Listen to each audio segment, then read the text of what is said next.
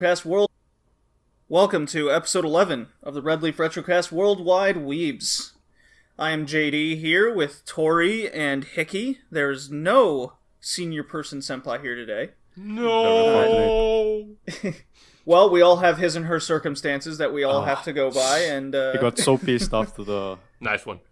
yeah, I know. There's going to be references within references for this episode because we're doing comedy. Yeah. Old comedy. Old comedy. Kind of the change in comedy over the years, kind of a culture gap, what we think comedy is, what it means to us. We got 2 reviews as a special for it to kind of see where things have changed over the decade or so. We got Blugeoning Angel Dokuro-Chan is kind of what modern day comedy sort of is, and what it used to be, and that's the main one, which is Excel Saga. And they're both really batshit insane, that's for sure. Mm-hmm.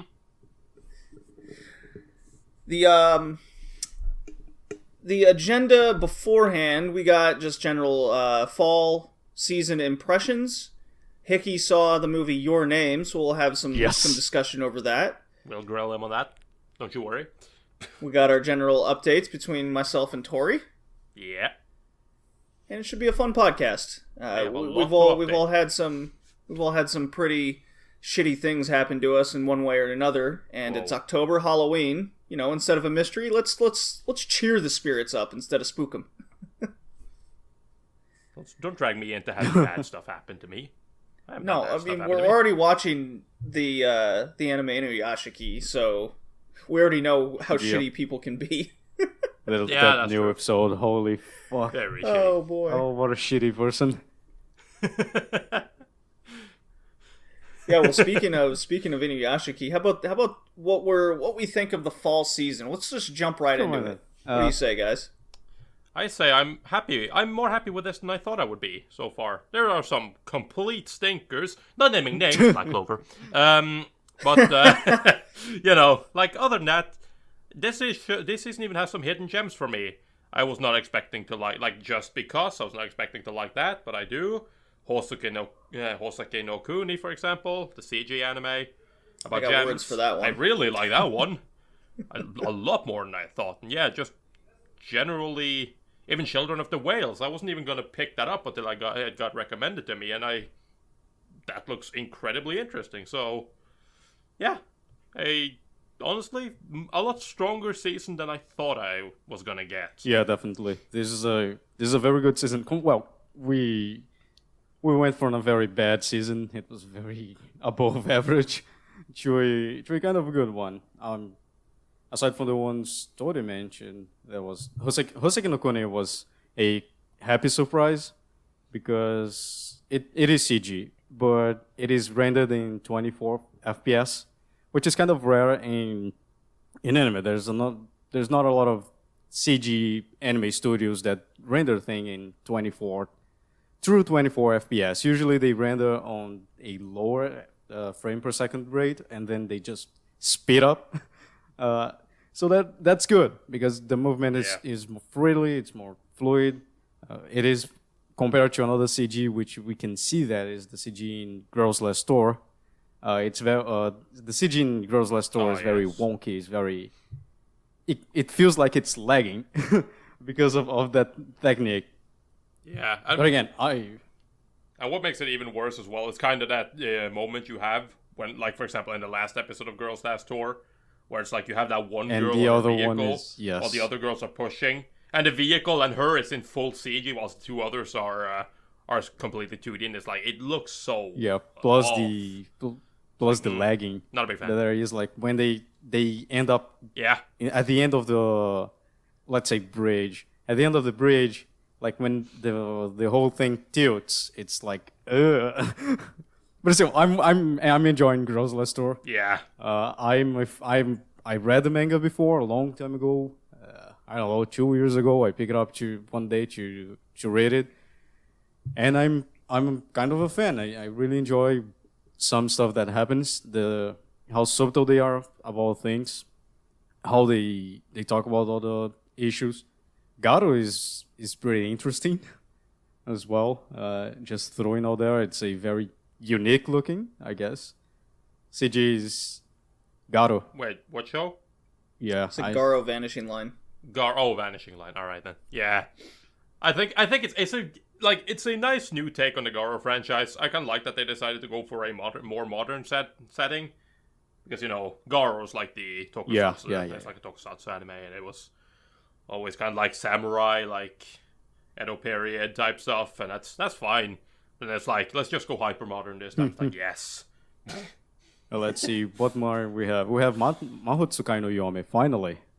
It's not the OVA, it's the 24 episode series, so there will be a lot of it. We're going to talk a lot about it as well. It's so good. Children of the Whale also was a surprise. I wasn't expecting it to be as good as it is. I'm pissed at Johnny Taisen, so I don't really like. Not that I don't like. I just don't want to talk about it because I'm still salty because of what happened. Mm-hmm. And I think the one anime that JD was waiting for a long time, Sangatsu no Lion, second season. Yes, that sir. episode, it always breaks my heart. It's very difficult to watch.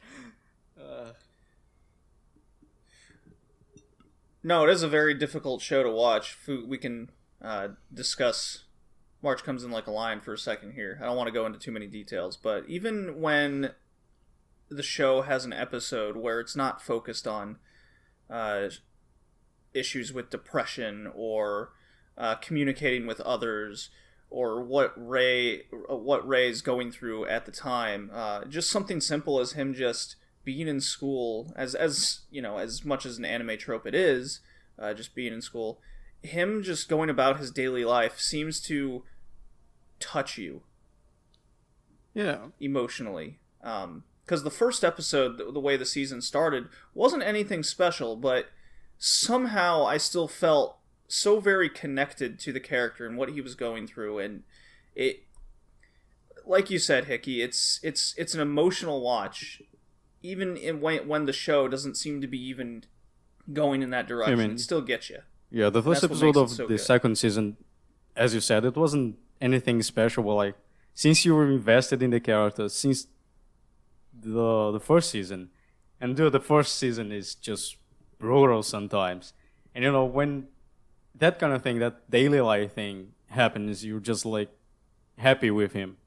You're glad that he's having a good time, because it's kind of hard, man. It's hard for him. Everything that he has going on, and just I almost spoiled something, but still having that daily life routine that for most of us is kind of a pain to go through, or something that we want to change, is something that the main character, that Ray, really wants to have. And seeing that he finally achieved something like that, it is very cool. Watching it, like you didn't watch the first season, you just watched the second season, first episode. Yeah, it might look like it not that much, but since we're watching this show since episode 1, and since we know what he went through, that episode is very special. It was a very good way to open the second season. Yeah, this show definitely continues to climb any top anime list that I make. I'm not going to. It was my top anime of 2016, just from those that first half, and okay.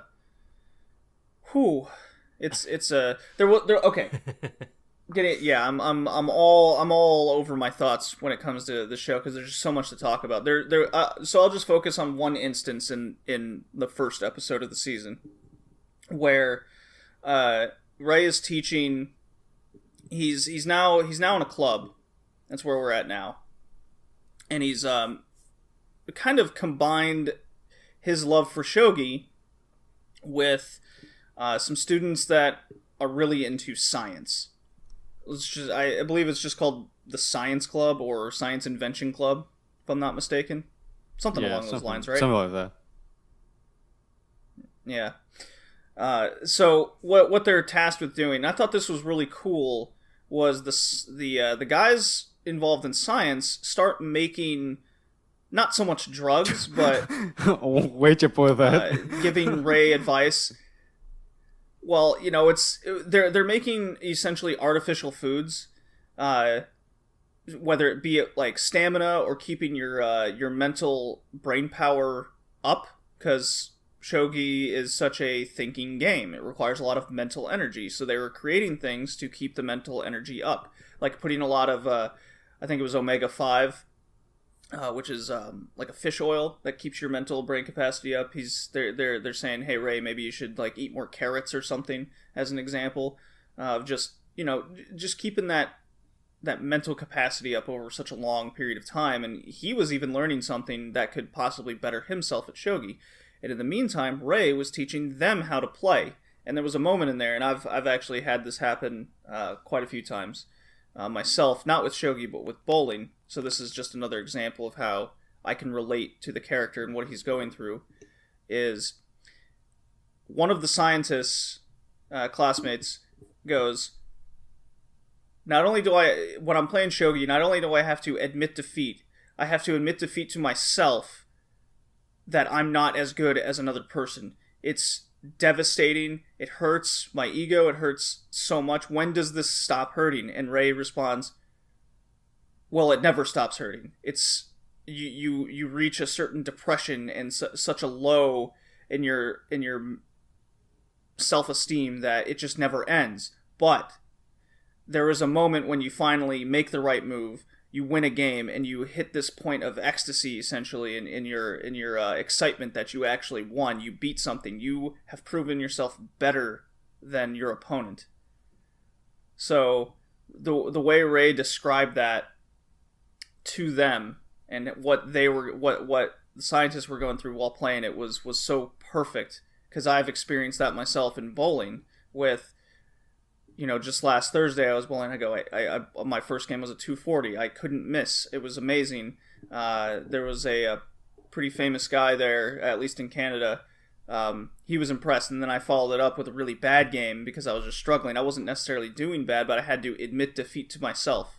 I've had to teach people where, do you ever get good at bowling? Do you ever get good at the sport? And I'm like, well, it takes time, just like anything else. You're going to go through such moments of frustration because the sport will get the better of you. It was just a short segment, and it really hit me hard.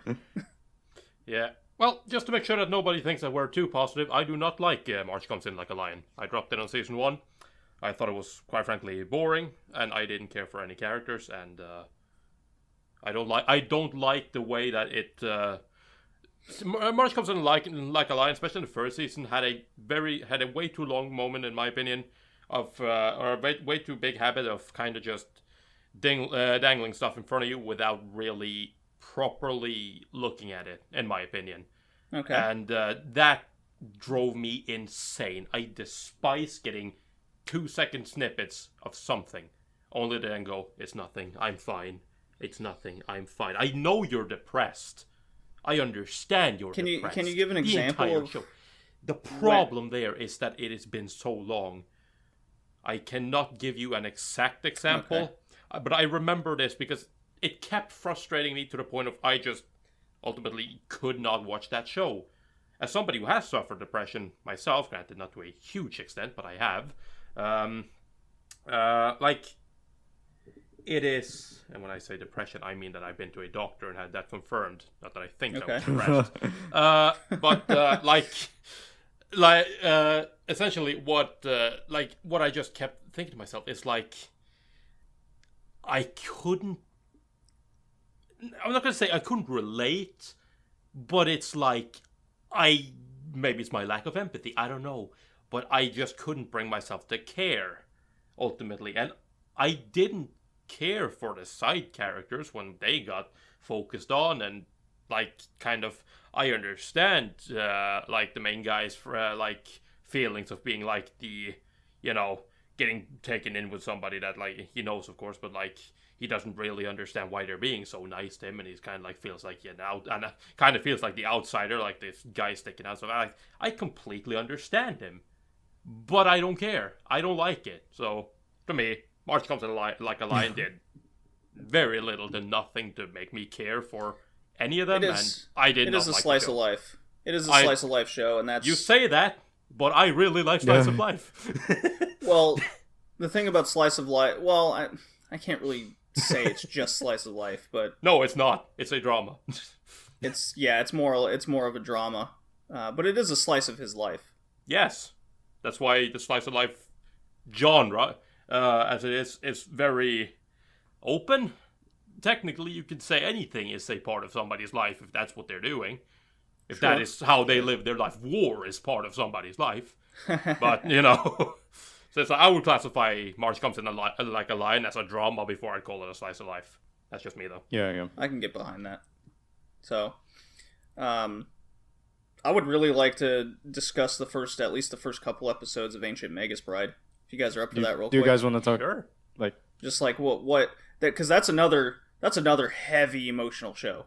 Yeah, and that is my favorite show of this season. dude, So Cyborg far. Grandpa though. I just before coming on the podcast, I watched the third episode.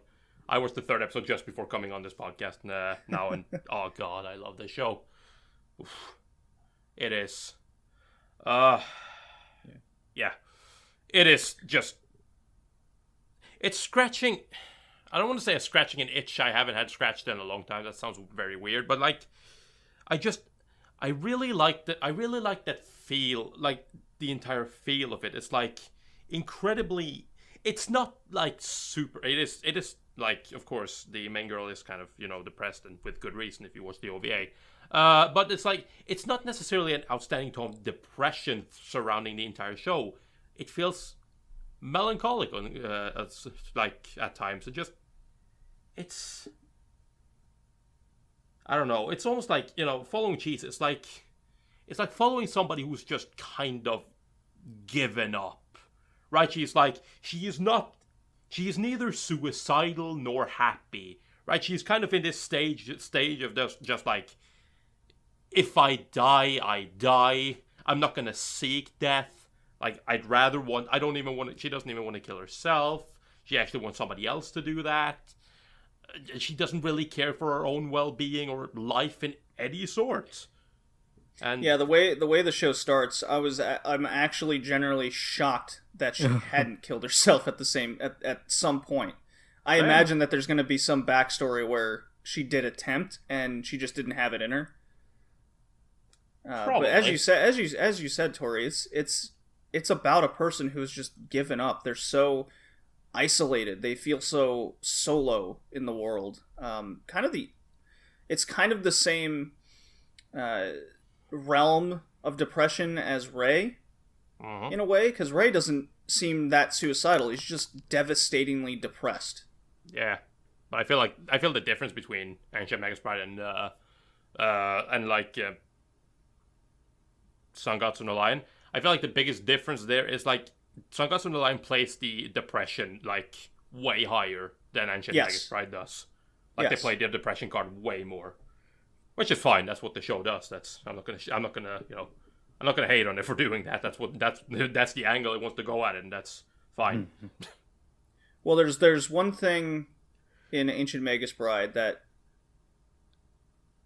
does it better than March Comes In, and that's I would say the facial expression on Chi. Because for those that don't know, Ancient Magus Bride focuses on a character named Chi, or Chiha. Yeah, Chi. And she has these magical abilities. You know, she sees creatures that no one else can see. She's apparently very powerful, sort of, kind of. We're all learning it here together with anyone else who's watching. Yeah.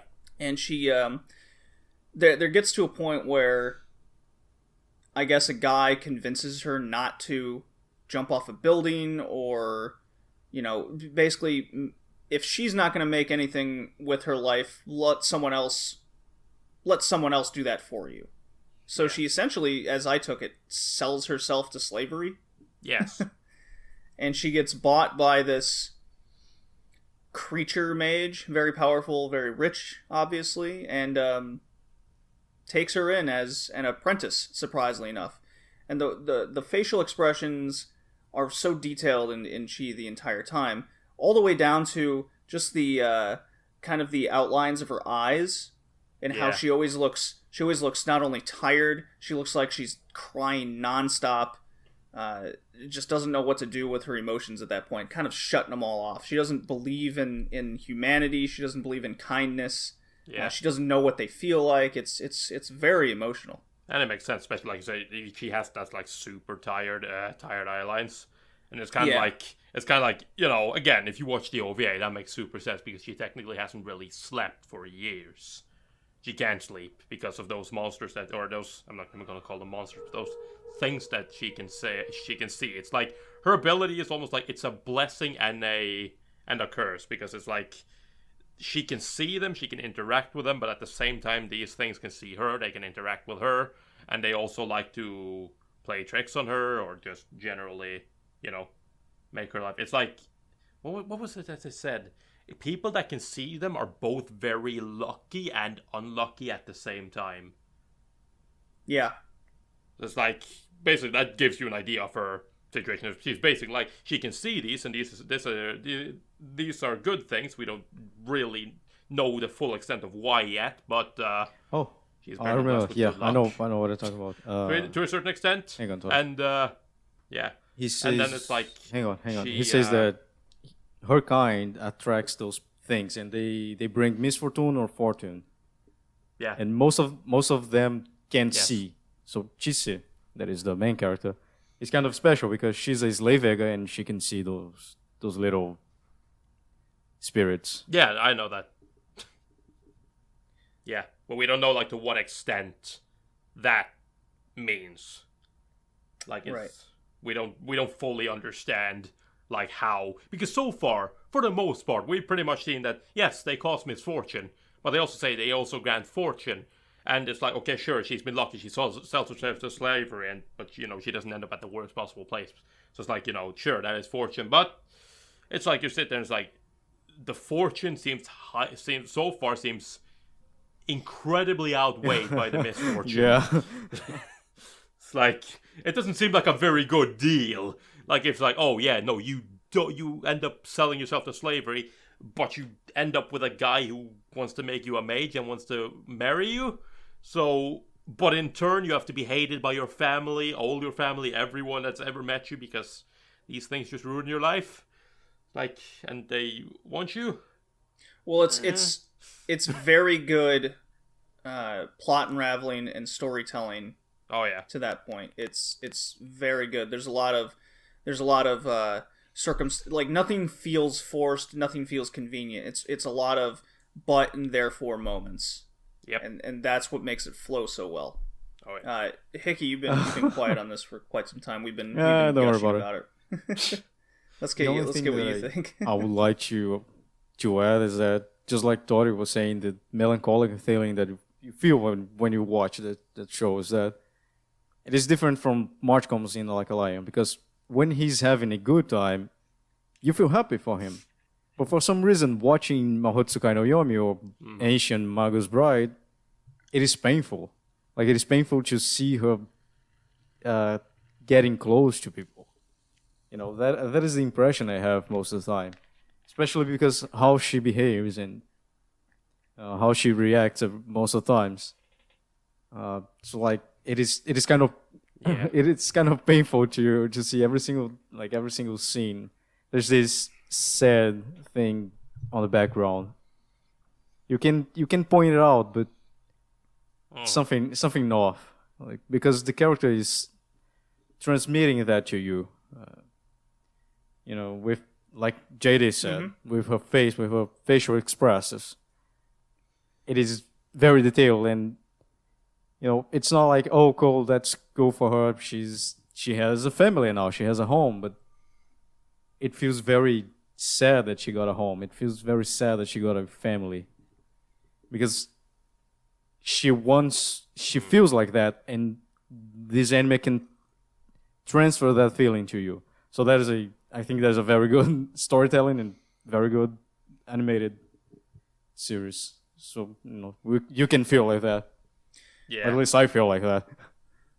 Yeah, I think that's what, like, I mean, I keep raving on this, and I'm gonna shut up about it now, but, like, what I always like is I love anime that uses character acting and facial expression. Not necessarily always in the most cartoonish way, though I'm fine with that too. But like, I'm somebody who very much dislikes the whole inner monologue. Like, not that it's being used, but most anime, or at least a lot of anime, will always use inner monologue to convey a character's thoughts, feelings, whatever. At any point, they're thinking of a plan, they're thinking of whatever. They're deceiving somebody. You get that through monologue with a lot of series. I love shows or movies that are able to give you everything you want. You can tell what this character feels about a situation, or you can tell so much about a character simply based on how her different like expressions, different like facial expressions are to different situations. And you immediately said like, body language gives off a lot. Yes, like, oh, she's uncomfortable. Oh, she is confused. Right? It's like they never say anything. They never say that she's confused, but you can tell. Well, there's a lot of subtleties. It almost makes me think, what would have happened if Nippon Animation got this show instead of Wit Studio?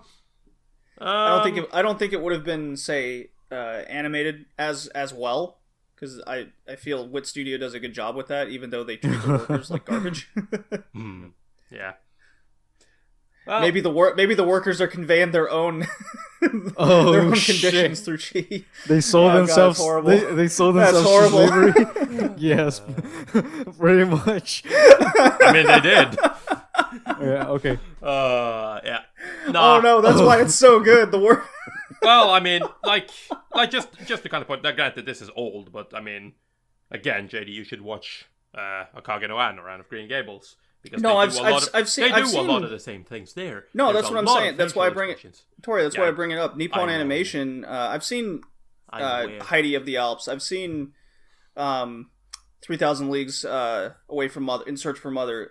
Nippon Animation, even in the 70s, had good animated body language and facial expressions. Not a lot of inner monologue. You knew what the character was going through with just say that something bad was going to happen. They have shock on their face. You don't need to have, oh my god, X and X and X is happening. What will I do? Well, I just have to do this and this. No, just the shocked face does get the point across. We get it. It's a scary situation. That's what Nippon Animation was so good at doing. So it's while I was watching the second episode of Ancient Magus Bride, it did occur to me that, you know, what if a studio like that had the show instead? Would they have been able to convey the same message?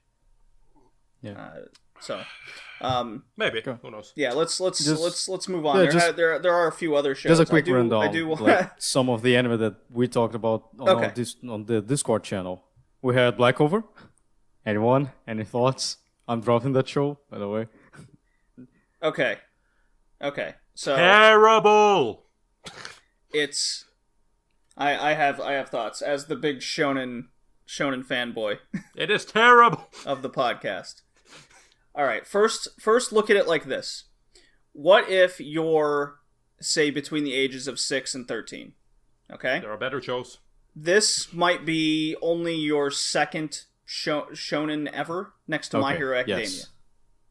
Because I imagine that's the fan you are. Let's say that this is only the second one you've ever watched. Is the show then that bad? Yes. No. I don't think it is. I think it's an average. I think it's an average shonen right now, honestly.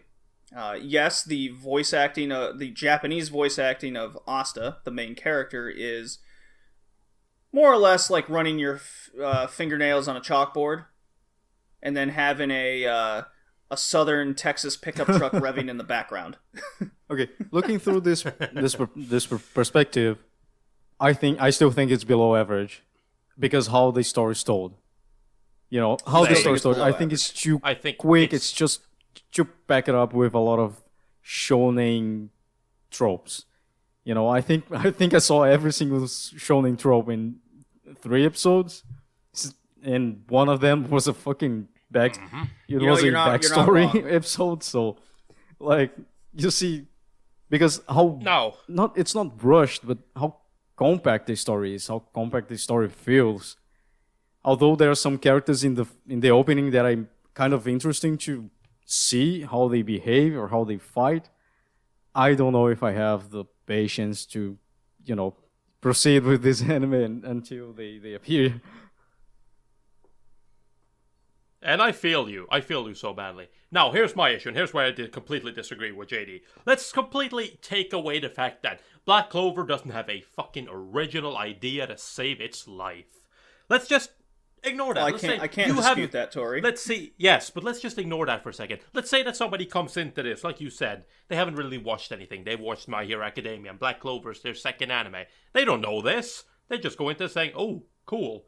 Now let me tell you why this show is still bad. Well, first of all, because you have things. There are fucking... Like, one thing that Black Lagoon... I almost said Black Lagoon. Black Clover loves to do is to just throw plot points out in conversation for absolutely no reason. It's pretty bad. Loves doing this. The way it frames its shots, the way the story progresses, it makes no sense. Like when you first, in episode 1, see the quote-unquote first bad guy that we ever see in the show. They have this very weird scene where it's like the camera finds him, it pans over him. He's obviously the evil guy the first time he pans over him because he stands in the corner and he's dark looking and he's menacing looking and nobody else is as detailed as he is. So obviously there's something up with this guy. And then, kind of later on, you see him again. But then when the camera pans over or somebody walks past and he is gone, and it's like to create this like mystic feeling, like, who is this guy? I thought that could have been kind of, that is a cool way of doing it. You have this like mysterious evil guy appearing. The only problem is they do this disappearing trick with somebody walking across the screen to hide him, and then he is gone on the other end. But instead of leaving it at that, the camera immediately decides to find him again and stick the camera in his face and have him, again, monologuing about it, or actually in this time he's dialoguing about it, about like his plans. It's like, why? Like, whoever's making this, I don't know if this is the way the source material does stuff, or if this is the way the animators will make it, or the people that make the animes doing stuff. I've heard it's a mixture of the two. It seems like they have absolutely no idea what they're doing, or why something should happen. They kind of just, this guy, yes, he's evil. Oh yeah, let's have that cool trick where he disappears. Oh shit, we forgot to add in his reasoning. But whatever, just keep going with him. It's like, oops, it's got to come out next Tuesday. We got shit to do. I hate Black Lagoon. No, I love Black Lagoon. I hate Black Clover so much. So playing devil's advocate here as trying to see the good in the show. Shonen, JD. Don't say that. You're trying to see the good in shonen. Tori, just let me get the thoughts out here. No, because I feel like I'm having an uphill battle here. It's I got rocks falling at me at the same time. That's because you're trying to fight for Black Asta as a character does drive me insane, and and I'm not the only one on this. Clearly, the internet and anime fans have spoken. Asta is a bad main character right now. First and foremost, and even his little sidekick rival guy, who's clearly the best ever, he has the personality of a stone, except when he was a kid, when he actually had emotions. So I don't know what changed. The joke is that Asta yelled in his face so much that he went deaf and his mind broke. That might be true. Yeah, probably. I'd like to see a moment when they like start hitting puberty and just like loses all emotion. It just shows like a crack going across the screen. He's like, I'm done. Like he's in more circumstances. Yeah. I'm breaking up with you. I'm sorry. You're never gonna be the Wizard King. That's the whole premise of the show. Is they all want to be the Wizard King. So to reference Naruto, this is the main thought that was going through my head.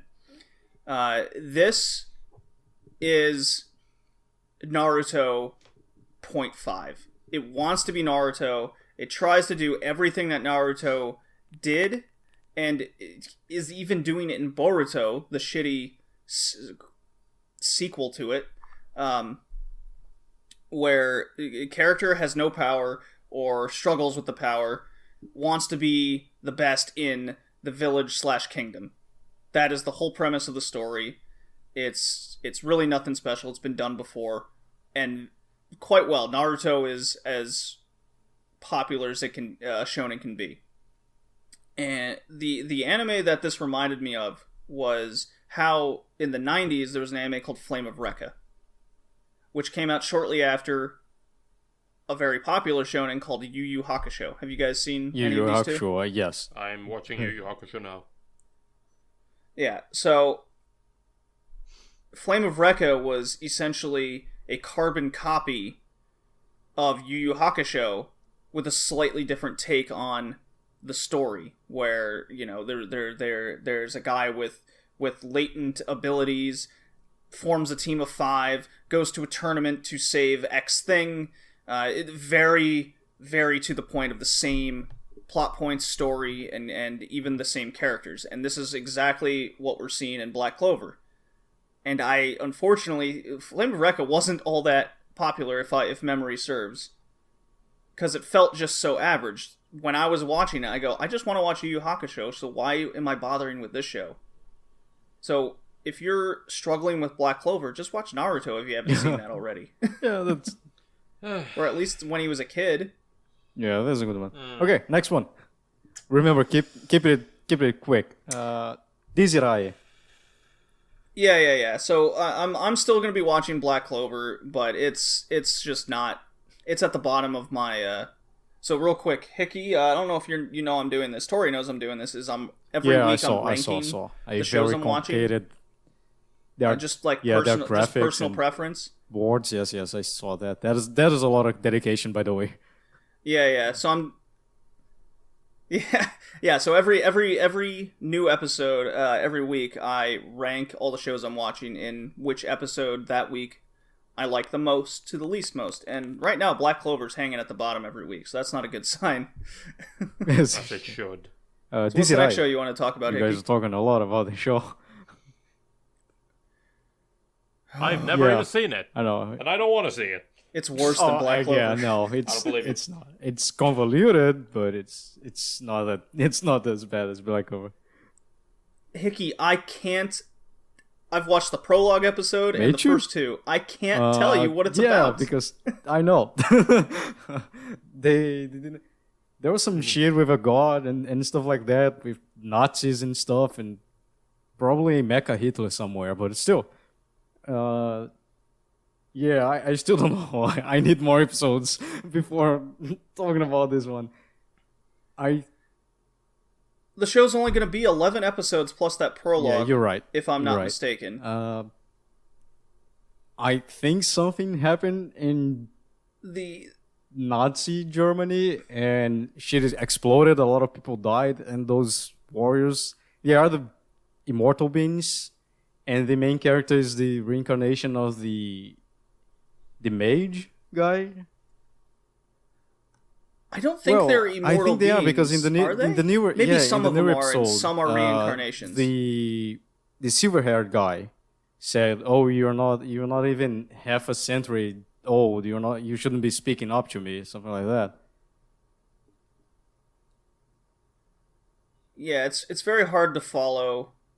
It's got some cool action scenes every now and again, but they only last like 2 seconds. Just on the fact that I can't even tell you what's going on, and we're now an hour into the show, just makes it a 1 out of 10 to me. That's unacceptable. It's horrendous. It's writing. Not very good. But I think next episode they will tell what the fuck's going on and why there's a bunch of Nazis on the thing. Well, why seemingly this turned into a high school anime? I don't know. Yeah. Yes. The next one is. A high school the next rom-com. one is why it's got ecchi moments. I don't know.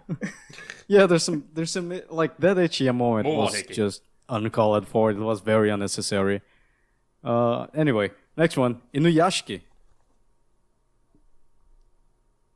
Yeah, love it. I enjoy it. I just wish they wouldn't use CG models when the characters turn around. I think it's very unnecessary. I don't know what adds to the series. Well, I agree.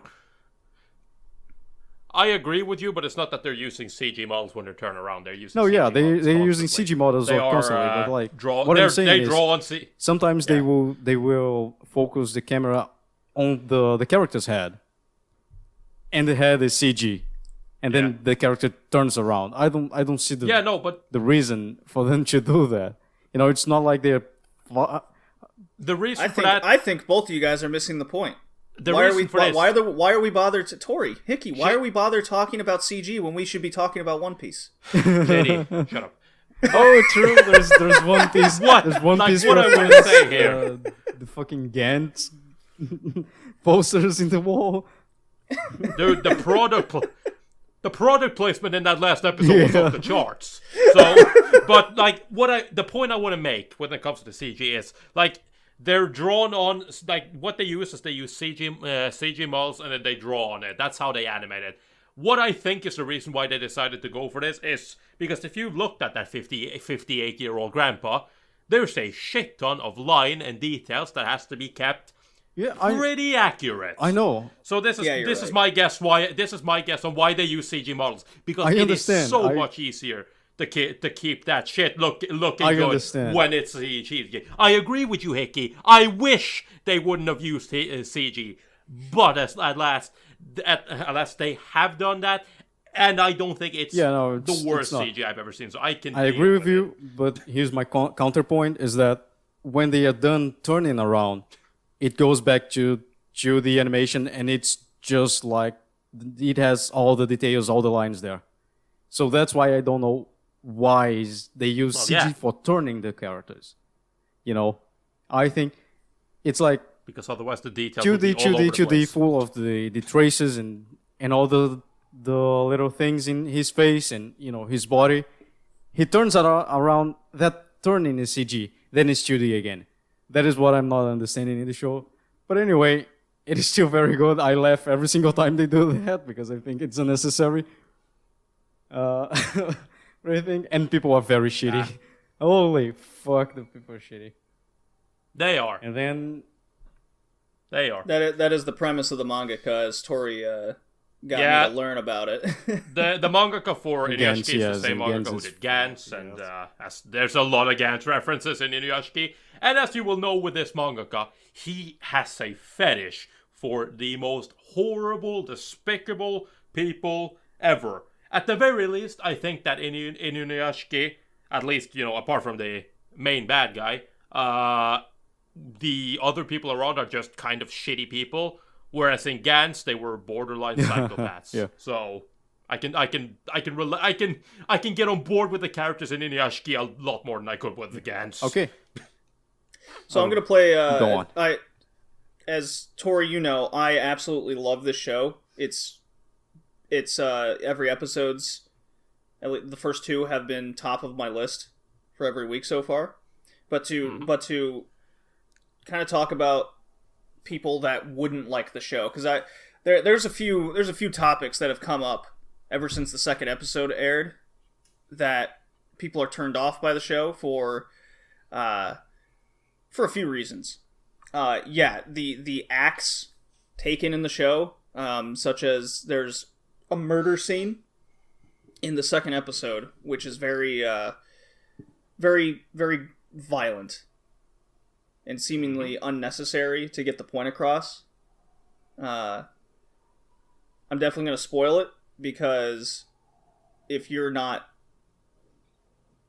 I don't want to say if you don't have the mental toughness, but it will take some for a person to watch it. Because there's a scene where the father and son are in a bathtub, and they're about to be murdered horribly.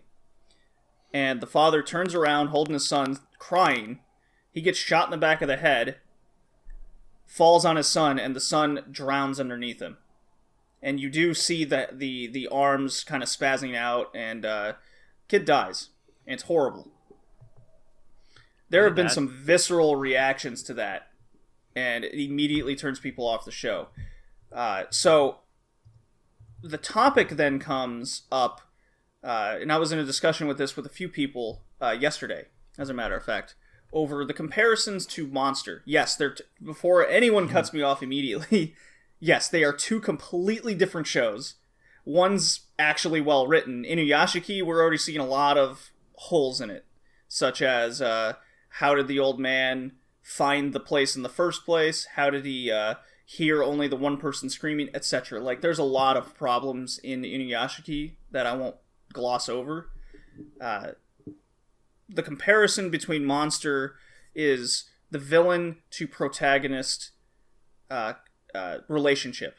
Inuyashiki, you have the old man and this psychopath. They're essentially going through the same problem where they're emotionless people. They don't know how to feel anymore, and where where the old man experiences emotion through actions of saving people, the villain feels emotion in the acts of essentially scaring the piss out of people and then killing them.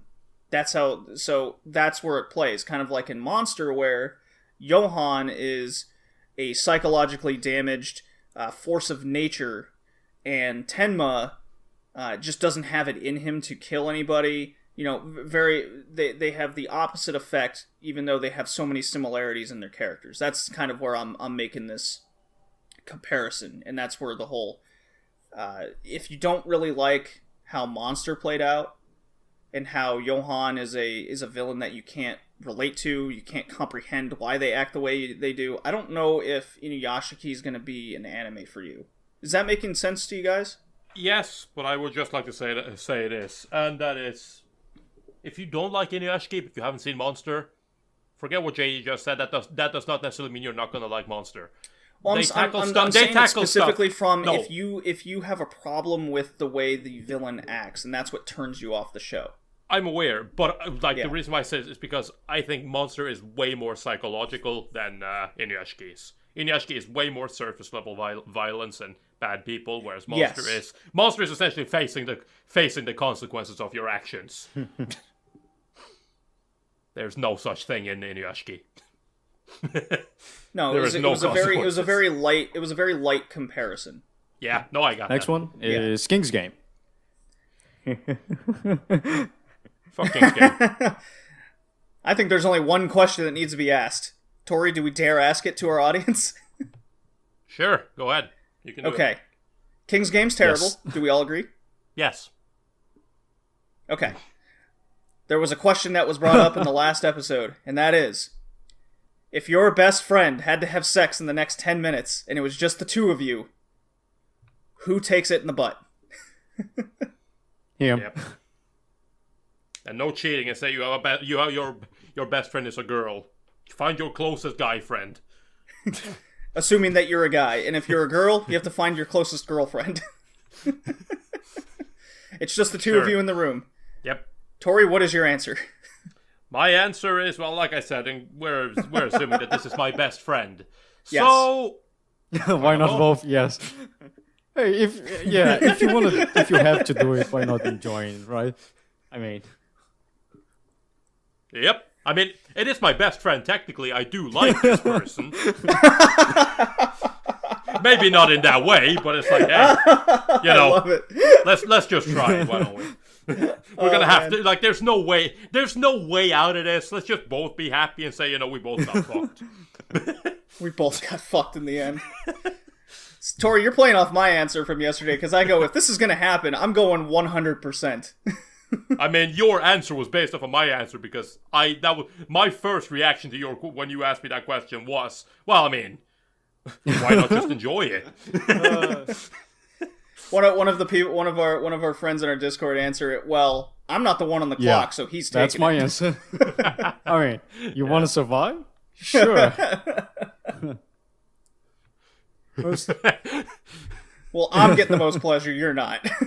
The last one I think is, there are others, but I think the last one will be Urahara, because the circumstances behind this show, and JD kind of is liking it.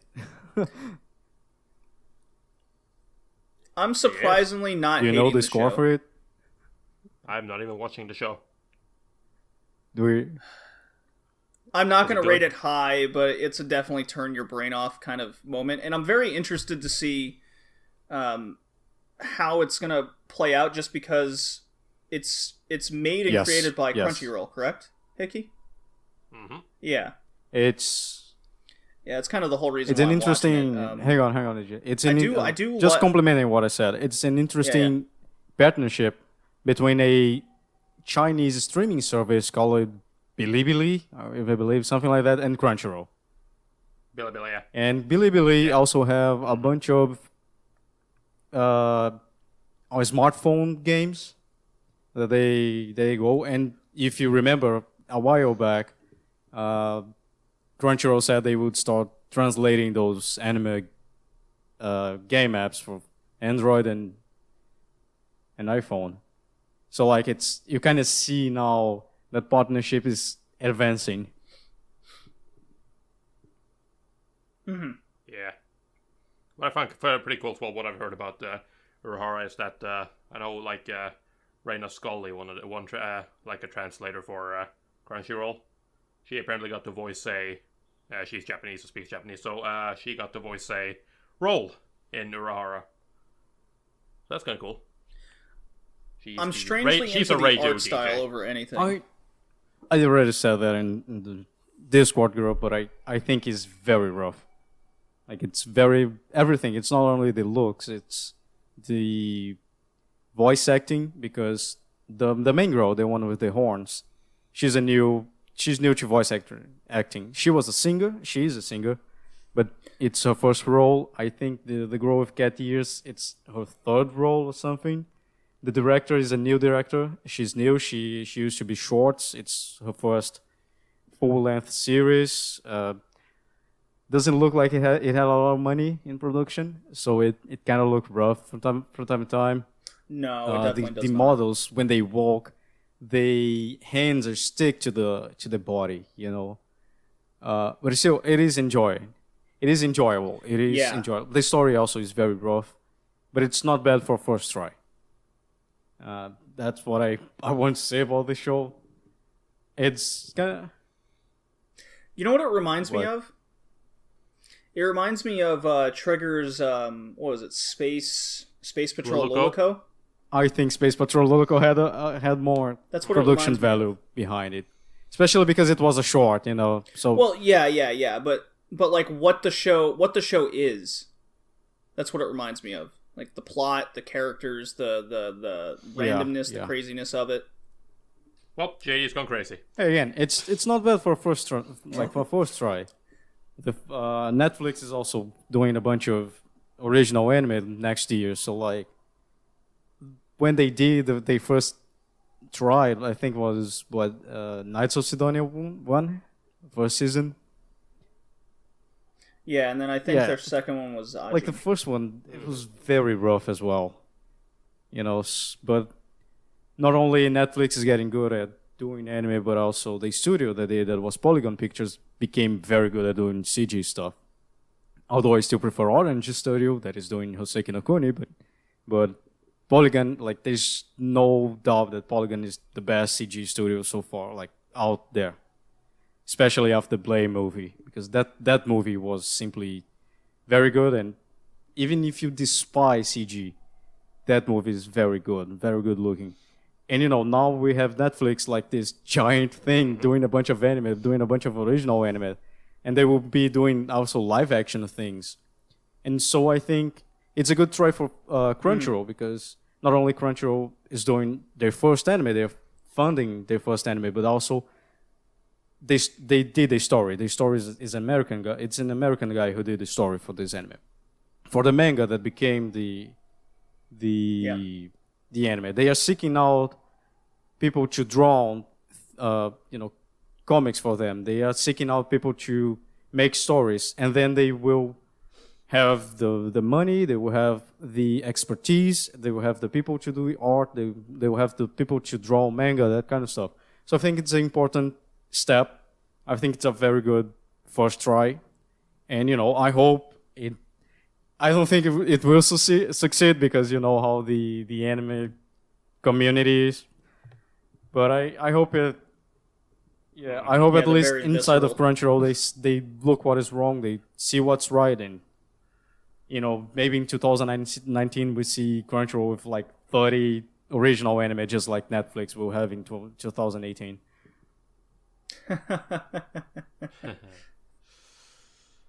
Yeah, so Yeah. not a bad season so far. As Tori said, Children of the Whale is definitely a good surprise. I didn't expect it to be quite the show it was going to be. I knew it was going to be artistic, at least with the character art and the background art. Yeah, I love the way so Children of the Whale are these sort of more or less floating islands going through instead of an ocean, think of sand. Or no, yeah, Yes, it's a sand sand. ocean. Yep. And everyone has these And the island's powers. called the whale. Yeah, well, everyone has these powers that No, not everyone.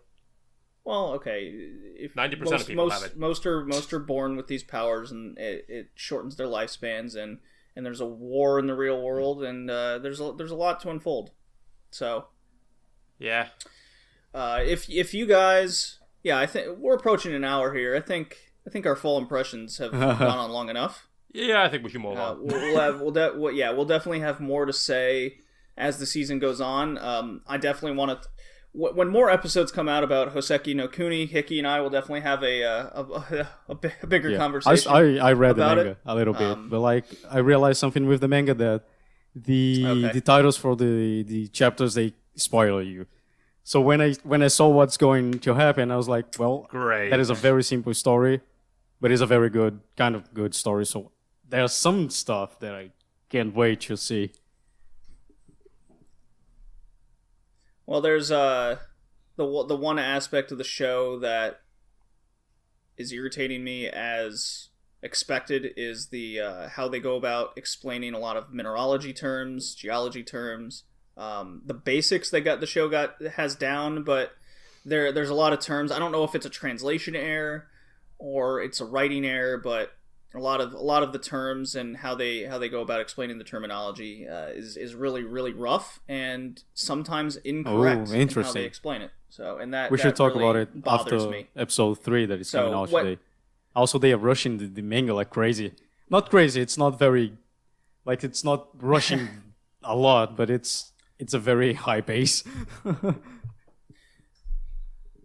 Yeah, we'll definitely have more to talk about when more episodes come out and see if they improve upon that or they just start ignoring it altogether. Yes. Now, Hickey, you've been playing a visual novel. Yes, I before was this cast. one of the people in in the Discord channel called John Smith, also known as There you go. Kion. John the Genki guy. Kion. I will refer as in as Yes, Kion. go on. I mean, the guy is called John Smith. I don't know why his name is not Kion on the fucking on fucking Discord channel. Come on, get the fucking reference right. He said to all of us play a game on Steam called Doki Doki Literature Club, and Steam has been recommending this game since I bought a bunch of Sakura games, but still. It was a humble bundle. Don't worry, it was for charity. But it's been recommending it to me. I look it up and there's a lot of positive reviews. Most of them are. It's extremely positive. And I was like, I didn't play because of the name. Doki Doki Literature Club. I was like, this is gonna be, romance. I don't mind romance, especially because I'm still playing fucking Too Hard 2.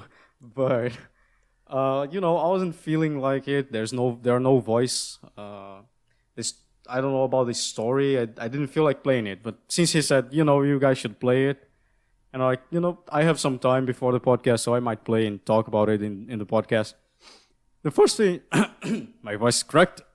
The first thing that happened when I started the game was like, this game is not for children, and if you are feeling underwhelmed or suffer for depression or anything like that, is heavily affected by things, you shouldn't play this game. So please leave if you're under that circumstances. I was like, well, I see why he said first to play that game. So I started playing. I played 2 hours. It was good. The game said for me to start to make poems and stuff like that. So it's kind of interesting. It is called a blind choice visual novel.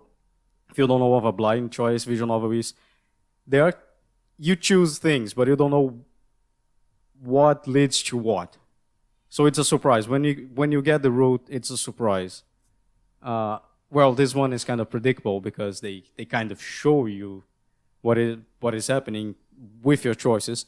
But like after you do a poem, you go to school, you will interact with the girl, which most of the words you chose for your poem, are related to. I'm going full Genki girl because I think she's the best one, and she's the less weird and doesn't have a lot of suicidal thoughts on her poems, because you show the poem to the girls, you choose the order, and you show to them. They will tell you something like, "Oh, that's how you write a poem, and you should improve on that." And then they will show you their poem. And I got to the second poem of them, and holy crap, there's something wrong with those chicks. Like, the Genki one is like, yeah, I'm cool, I'm doing poem and I'm happy. The one saying like the second poem of the tsundere is like, Emi like spiders, and she's like, oh, Emi's a good girl, but she likes spiders, and because she likes it, I hate her. I will ever hate her.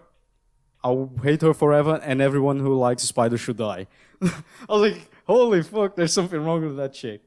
And then the other one, which is the president, which I think will commit suicide at some point, because the way it goes, her poem is called "Save Me." So it's like, I don't know how I feel about it, especially because of the disclaimer at the beginning saying that if you're suffering from heavily depression and stuff like that, you can bear that kind of themes, you should avoid playing this visual novel. So it kind of reminded me of like Drug That Makes You Dream. There is another light novel. This is a 18+ light novel, which is way more brutal than this one, and also kind of the Sayanote. Because of the disclaimer, the Sayanote says, look, if you have heart problems, you shouldn't play this game. So yeah, I can't wait to play more of it. Those poems are ticking me off. Yeah, I think you guys should play as well. I don't think it is that long. I think it might be 10 to 30 hours. It's like a medium light novel length. Yeah, medium length. Yeah, no, I looked at it. I saw John recommend it as well. I looked at it, and I have it downloaded on Steam, but I didn't play it before the podcast. I'll look into it though. Sounds interesting enough. Yeah, I'm just not into light novels mostly. It's a visual novel, JD. Light novel, JD. Visual novel, whatever. No, it's not. I'm not into book games. You should give it a try. There's some mechanics that you don't see a lot, especially because it's blind choice. Blind choice usually have a lot of goal mechanics, just like Steins Gate. Steins Gate's a blind choice. Steins Gate, when you make a choice, the guy literally takes out his phone and it's like, should I call someone? And that is how you choose your way into the game. So yeah, the problem with this game is that there is something called one true ending, which basically is it's not alternate endings. I don't know how this will play off, and kind of puts me off a little bit. But still, I look forward for more depression shit going on. I've just been playing Gran Turismo Sport that came out. I played 3.5 hours of Evil Within 2 last night. I didn't really care for it. I'll have more thoughts on the gaming podcast for sure. Yeah. Can't wait for Mario and Assassin's Creed to come out this coming week. New Assassin's Creed is going on. Yeah. Yeah. Also Mario Odyssey. Assassin's Creed in Egypt, man. So Hickey, you saw a certain movie. The best movie of the year, although it's from 2016, but only now arrived here. I watched Your Name. Kimi no Na wa. Makoto Shinkai movie. That fucking little piece of shit that I really love. That movie was a roller coaster. I went to watch it on a movie theater. It was the only one screen, and now it's out. You can watch anymore on on the movie theater, but it's going to be on Netflix soon enough. So I'm gonna rewatch with all my friends because I really want to rewatch that movie. Was simply amazing.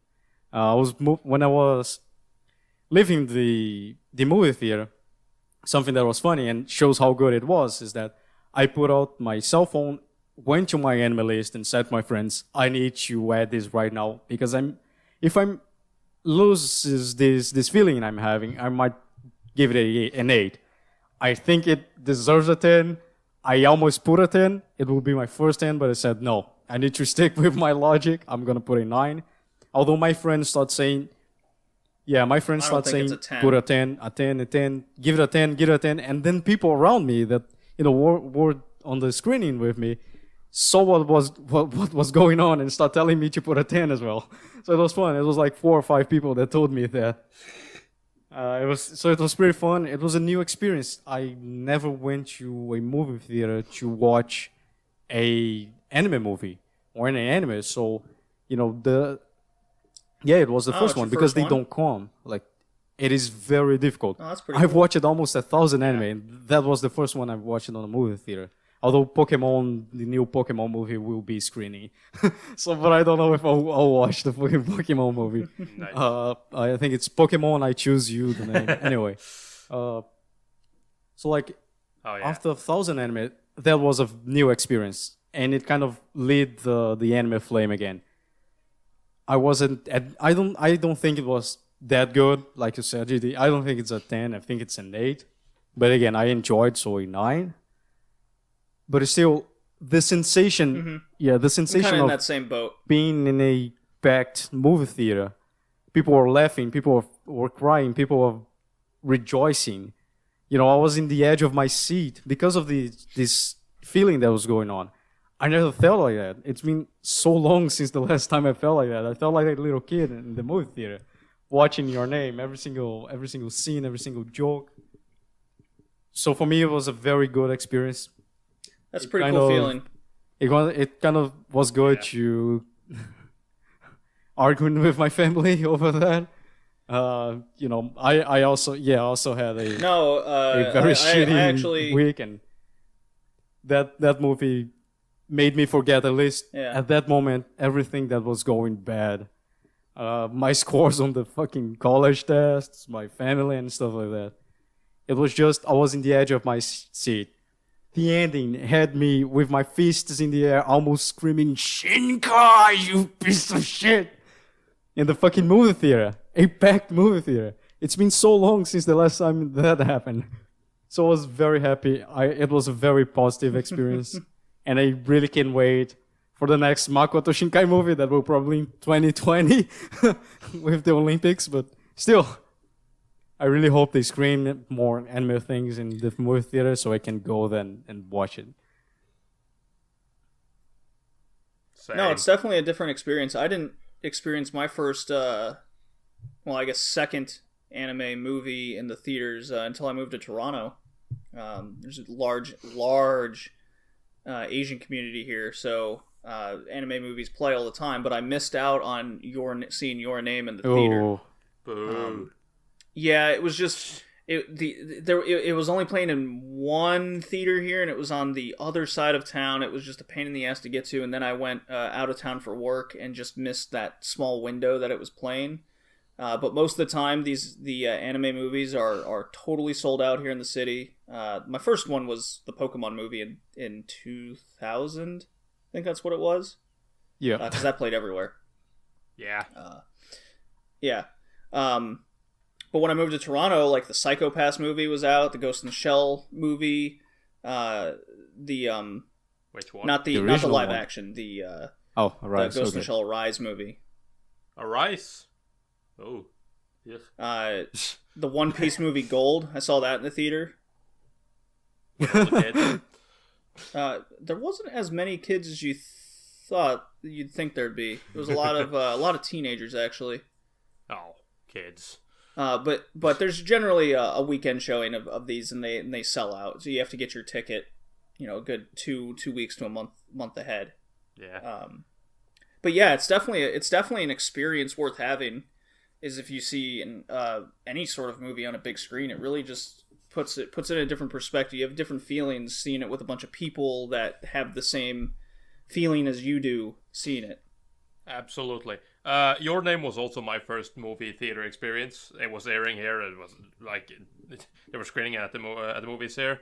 One of the first time I've seen they've actually screened an anime movie here, and it was on for a week. So I just kind of went to one of my friends, and I'm like, "You movie theater today." That was very much my case as well. Picked up a couple other friends as well, and. Are you sure you weren't doing the Kings game and that was part of it? No, I think the girl we brought with us. I think she felt dark that way room. because she got pissed at us because she didn't like it at all. She didn't like going to see an anime movie, so she kind of stormed out halfway through. But whatever, nobody cares about her. Really? Yeah, no, she's not into that shit at all. So I'm not going to again. But no, that seems fair. Screw her. You don't need her in your life. Oh yeah, no loss. But that's that was fun. It was a fun experience, right? It was kind of weird because you're kind of sitting there and it's like we were sitting at the front row and behind us were just a bunch of girls because there were pretty much only girls there. The only guys that were there except for us were like the girlfriends were like girls who brought their boyfriends. I felt very sorry for one guy because he had no idea what anime was and he clearly had absolutely no interest in it. But he went there with his girl, and he did the very stupid thing of when his girlfriend asked him about the movie, he said, "I don't understand it. I don't understand the point of this." So they ended up having a big argument. So yeah, no, it was just a weird experience. Like it's kind of weird sitting there. You see an emotional scene happen in front of you, and all of a sudden you start hearing people behind you actually crying. It's like, wait, what? Like, hold on, I'm not alone. Yeah, like, so let me ask you guys a question then, because there's two instances in the movie which really changed my perspective on say giving it a 10 perfect score. It was the moment where you realize what they do with time to kind of avoid spoilers. I didn't like it personally. All right, why? Yeah, no, I think I wouldn't call it cheap drama, but for me that's Makoto Shinkai, so I don't complain. I know that it's his style. If it was simply what they said at the beginning, what is happening with the two main characters, there's something else to it. There's something where they else. Where there was simply distance between them and they were changing and they were just. That's in the synopsis, Freaky so Friday we can moment. talk about that. Mm-hmm. But like, yeah. When I saw that, I was like, no, there's something more, because that is Makoto Shinkai. And my friend was like, why they're changing bodies? And I was like, I don't know. That is science fiction. It's mystery. It's supernatural. You watch anime that are way worse than that, and why are you asking me why is that? So when the thing came by that you were talking about, he looked at me and just said, "What the fuck?" And I was like, "That is Makoto Shinkai. That's what he's doing." There's. See, I don't know why it had to unfold like that. I know. It felt like you said forced drama. Well, JD, listen to this. I will explain this. Remember, one of the themes, or actually the theme that Makoto Shinkai loves the most among anything, is to create this separation between characters. There's this fact that getting together, they're unattainable. They have drifted away from each other. At the moment, getting together is unattainable for them. So, where you think this time, like them living in different times, is dumb, what I think would have been even more dumb would have been to keep this narrative going and simply having them living at two different places. Because like you saw, it's just a train ride away from getting there. It is not that hard. I think that if they would have done that, that would have been a hell of a lot more stupid. One thing that you were talking about, that I thought was stupid, is the amount of time that took for the guy to realize where she lived. Because it was as simple as asking someone, as looking at a fucking sign in the street when, he swapped body with her. When Yeah, that was another major issue. I'm like, how does that not occur to you? Like, oh, I'm changing bodies with somebody. Because Where the fuck girl am I goes then? out and she goes, "Oh, it's Tokyo," is... but he never had the curiosity to know where he is. So for me, like that was a down point. And I agree. This is where like when it comes to Your Name, I will be like, I am probably, I don't know what scores did you guys give it. I know Hickey gave it a 9. JD, I gave it a 9. As much as certain things I had an issue with, I still vastly enjoyed the movie. I think Silent Voice is better, honestly. That is fine. But the point here is, I'm giving it a 7. I'm not gonna sit here and argue that the show doesn't have its logical flaws or even flaws in story or whatever, because it does. It very much does.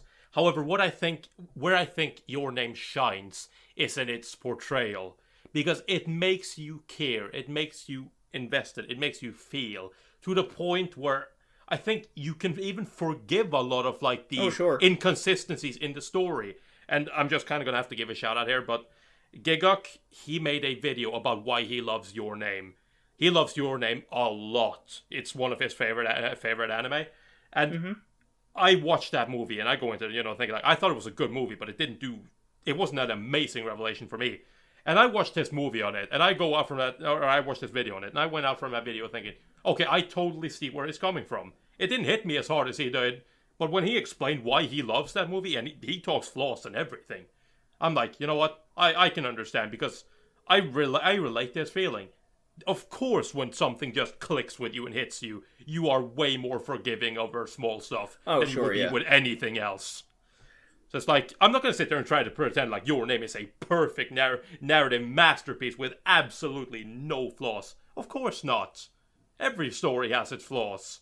But I think there's no flaw in Your Name that is big enough, that is going to be big enough for a lot of people, that will immediately ruin the entire movie for them. And that's what I think Makoto Shinkai does incredibly well. He manages to hook people so that you can look past a lot of flaws, because they will appear eventually. So, last question, then we can move on. I would say. Sure. Do you guys agree? Yeah. How did you feel about the memory loss?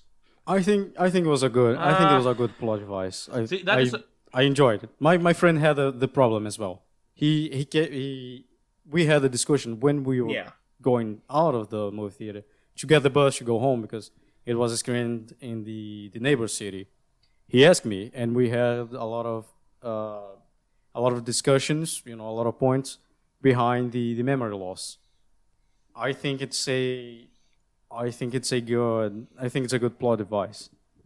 I can find a million ways of explaining why they were losing the memories, but I don't think they matter. Seriously, I don't really think they matter. Yeah. No, I agree with Hickey there, because I don't think, like, looking at the memory loss, that is a part of, remember, this is not the first time Makoto Shinkai has done this, and it's not even just memory loss.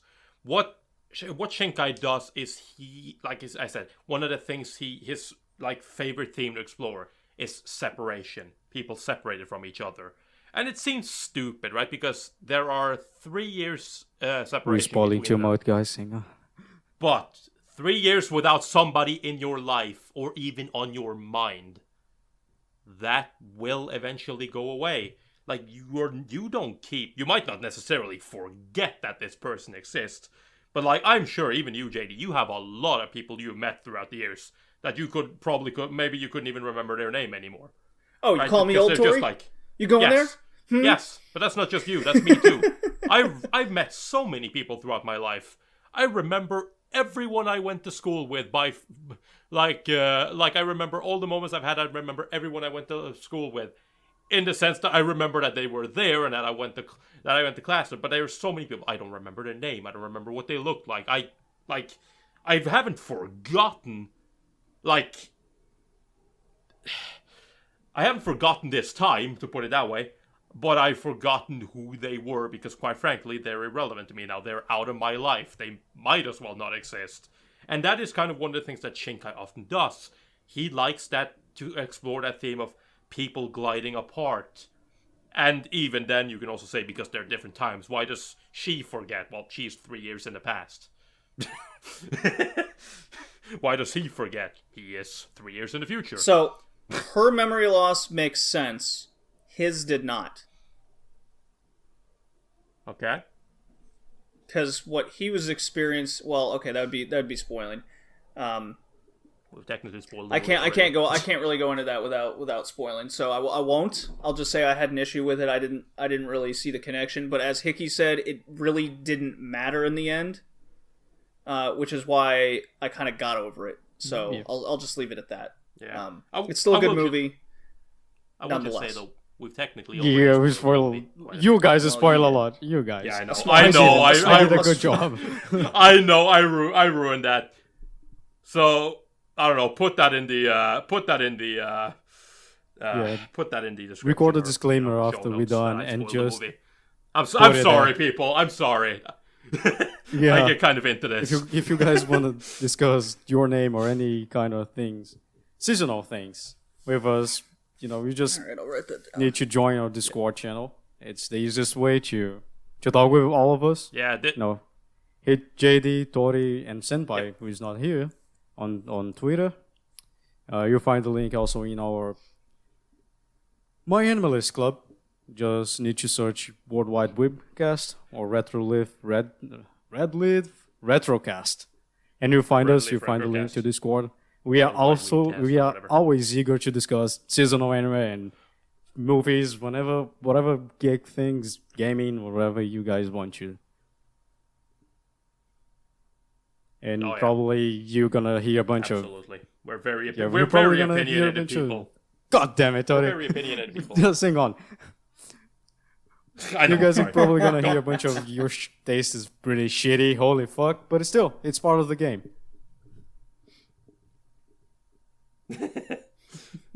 Have you guys seen Silent Voice yet? But I read the manga. I read the whole thing. Okay. I was pissed at the ending, but still I was crying. It made me cry, like seriously, not like tears in my eyes, but like cry. Holy fuck. Yeah, I was I definitely felt more watching Silent Voice, and I feel like it's a better movie, honestly. So that's fine.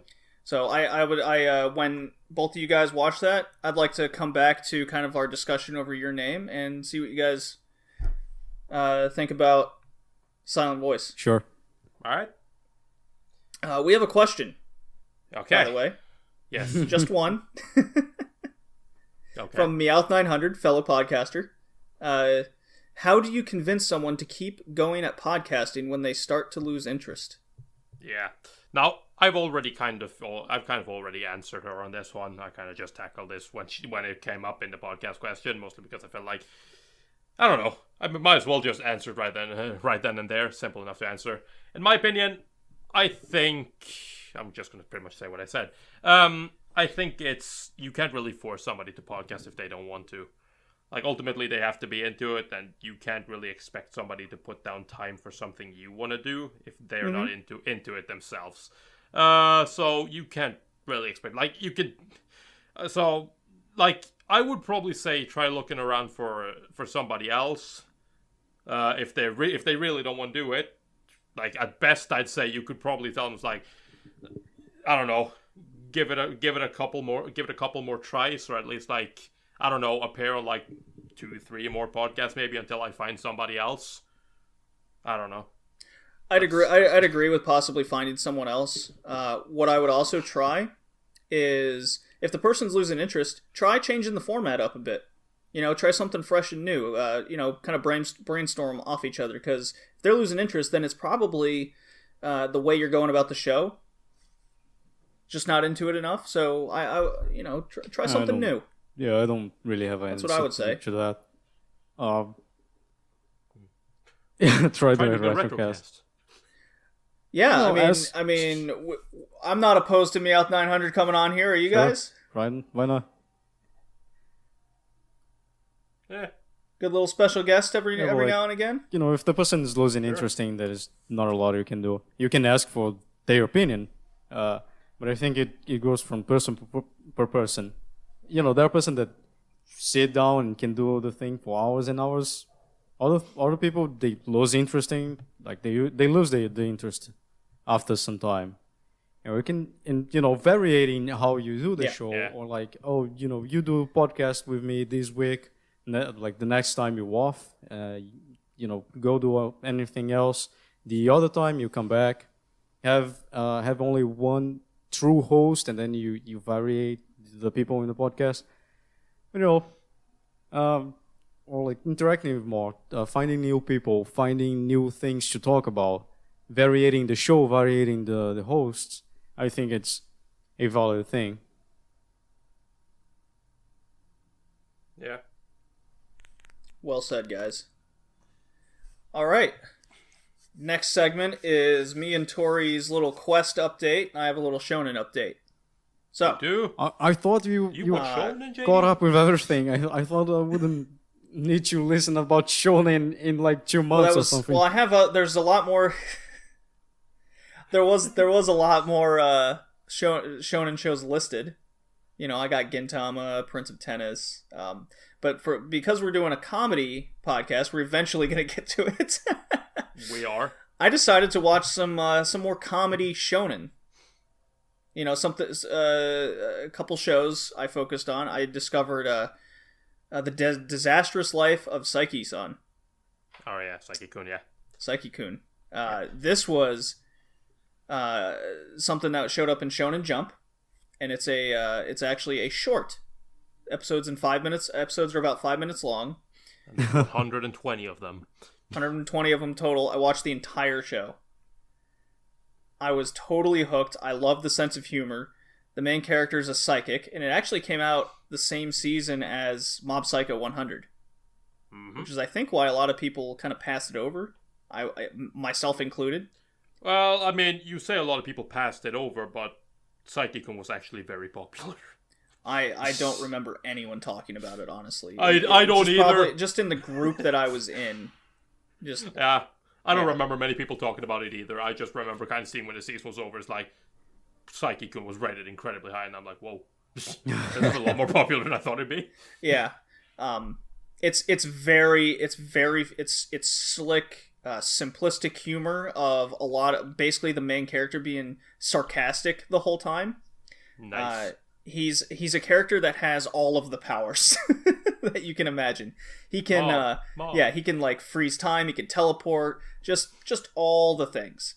And he gets to high school and he's trying to kind of stay low key all the time, but all the people around him kind of ruin it. So, for example, just as one example, he my favorite episode is he because his telepathy allows him to hear everyone's thoughts. So he can't play any new games because he's always spoiled about it. So he can only play shitty games because no one's played them and he can't be spoiled.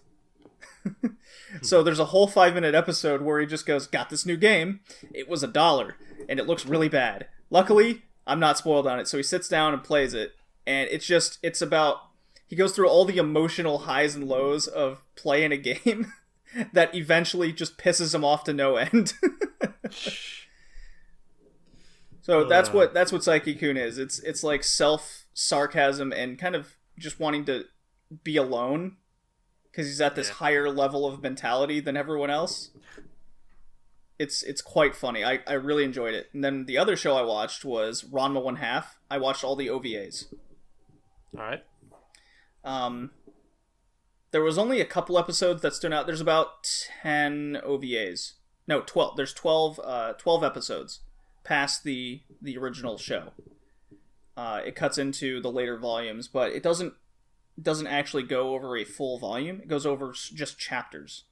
So the episodes feel longer. There's the cast feels forced in, and I actually read a couple of the volumes, the chapters that the episodes are covered, and they're a lot shorter, so they were definitely stretched out just for these OVA episodes, and it was very noticeable. So it's still more or less Ranma. It's still funny, but you can definitely tell when that character's not supposed to be there. Definitely forced. That it was a lot of issues with the original show as well. It just felt like filler, but there were some highlights. It's still Ranma in the end. It's still very funny. And then my quest update, as I have, is I finally finished the second season of Bakuman. Finally. Finally, yeah. I've been watching it since way back in July. If that tells you about how I felt about it, I'm just not into it. I don't know whether I felt burned out by the story that was going on, but the second season just kind of didn't motivate me to even really care about where it goes. Fans of the show, there's a few in our Discord, Senpai included, just like, well, the payoff's amazing. I go, well, after watching season 2, I don't care. And it's very unfortunate that I feel that way about it. Because I did enjoy the show as a whole, but the second season was so slow. I didn't really like the plot that was unfolding during it. I didn't like most of the characters that were involved. I didn't like how a lot of the characters were interacting with each other. It was definitely a major step down from the way season 1 handled the show. And with that, I just don't have the motivation nor the care to watch season 3 as good as I expected to be. Yeah, that sucks. Also, you like... Yeah, it does. You like I'm Gintama, generally right? disappointed in it. Maybe give it some time. Maybe you'll find the urge to You like watch the third Gintama, or right, fourth season later. JD? Yeah, maybe after I've watched like another 100 shows, You like I'll go back Gintama, to right, season JD? 3. I mean, it'll always be You like there. Gintama, right? You like Gintama, right? Say again, Hickey? Oh, you should I try like Gintama. Scat Dance then. To your shonen quest. Because it's from... Scat Dance. The manga is from one of the assistants from the guy who did Gintama. And you know, it's one of the... Oh, Yeah. interesting. Yeah, I just watched a couple episodes of Gintama recently. Still fun. Yeah. Still the same Scat slapstick Dance bullshit. is pretty much the same, but in a school. But it's quite funny. It's one of the shonens that I've watched Nice. all the episodes. You know, at the time I thought it was very funny. Yeah, it's like I also picked up the manga, so yeah, like it's 70 episodes, It's isn't a it? very short shonen. It's around 70. Yeah, it's Yeah, around 70 short. episodes. yeah. Yeah, no, it's in my Crunchyroll queue. I'll watch it. I give it a try at some point. There's a lot of stuff in my Crunchyroll queue. So my quest update is definitely slowed down. I haven't written many reviews lately just because I just don't feel like it, honestly. You know, I'm just trying to avoid the whole burnout thing, if that makes sense to you guys. Oh yeah. You know, I went 2.5 years with writing reviews over the quest, and I'm just taking a little break. That's all I'm doing. Yep. Tori, your quest update's going quite well. My quest update is going quite well. Sadly, I did not get quite as far as I thought that I would because a certain show was taking me a lot longer to watch because I'm not enjoying it as much as I was hoping, but oh well. So, last time, it's been a while though, so last time I updated, I finally finished Cat's Eye. And since that, I've watched a few shows. I've completed Crusher Joe, which is a movie from 1983, so the same year as Cat's Eye. But, I don't know. Senpai wanted me to watch that movie, probably because it's about somebody called Joe, so I don't know. He wanted me to watch that movie, and kind of the only thing he told me is you should watch that movie. I'm sure you're gonna enjoy it. So I was like, yeah, you know what, fine. I'm easy to please, I guess. And I watched Crusher Joe, and lo and behold, I really enjoyed it, which is why I'm shocked that it has like a 6 or like a 6.7 or 6.8 or something on Mal. Because, god damn it, I love Crusher Joe. It does so many things that I like. It's about a badass crusher named Joe. Yet at the same time, like they managed to keep the badass level up, and at the same time, without making him like without making like the main character some sort of like badass gods that can avoid any dangers. Like I love how it's like they implement stuff such as, you know, like there's a disco scene I remember where it's like, oh, they start fighting people because why wouldn't you fight people when you're annoyed? It's like they're having fun, they're partying, they're fighting, and eventually they just get overrun and they get beat up, and it's like stuff like that. And that carries throughout the movie in every fight and stuff. It's like they can't get overrun, and when they get overrun, they're in trouble. It's like I kind of like this. It's like they're badass, but they're not invincible. So that was cool, and it's like it's directed by a guy who's not a director at all, which you can really feel, but he's an animator, and I love that because the animation, the expressive, like cartoonish stretch and pull animation that they utilize, it is so good. I love it. Like I said, Are you going to watch the OVA now? Probably. We were talking about just to mention, because we were talking about the expressions in Ancient Magus Bride or Mahoskana Yome. Yeah. Like we were talking about that. Crusher Joe has a lot of this as well. However, where Ancient Magus Bride's expressions are very subdued, in Crusher Joe it's a lot more cartoonish. But everything feels so alive, and I love that. Yeah. So that was something. Cool. I'll have to add it to my list myself then. It sounds really right up my alley. It was really good. It's like space, adventure, battle. If it's got space and sci-fi like that, that's me at a T. Sure. Yeah. Is it post-apocalyptic as well? Oh yeah. Is it post-apocalyptic? Huh? So no, just to fulfill JD's bingo. You have space. Oh, it's old. No, it's not a possibility. Oh, sadly okay. not. Almost JD. No, I mean, just to hook JD back again, like I told you this, JD, but Inspector Senegata from Lupin is in it. He voices a police in this one as well. I love that. Nice, so nice, really nice. So yeah, and other than that, I watched Fist of the North Star from 1984. Sadly, though, I ended up... I mean, for the sake of the quest, it's considered dropped. I watched 57 episodes, so I watched the first 2 parts. I got bored of it, quite frankly. It's not... it's just not what... Like, I've watched a lot of it. I understand what it is, and it is fun, but there are way too many episodes, and it gets way too samey for me to just constantly watch it for a quest. So it is not, I haven't dropped it myself. I have it on hold and I'll watch it again. I'll pick it up again later. But for the quest, I have it considered as dropped because 57 episodes was enough for now. You know, Tori, the same exact thing happened to me because it was on my quest and I did the same thing. What I ended up doing was I watched the movie later. Yeah. To get that, say, second half. And that was quite satisfying. Yeah, no, I've heard lots of good things about it. I do want to keep watching it. It's not that. It's just I'm not really interested in watching it more of it right now.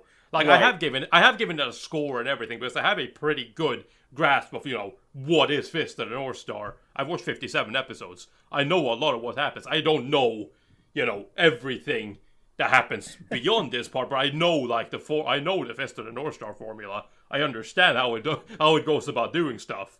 So it's like I feel what probably the biggest issue I had with between the first part and the second part was the first part was extremely silly, and the second part I feel like it starts trying to take itself a lot more seriously, and that is just problematic for me because Fist of the North Star, if you break it all down, it's not very serious at all. So it's like there were times where I liked it that they took.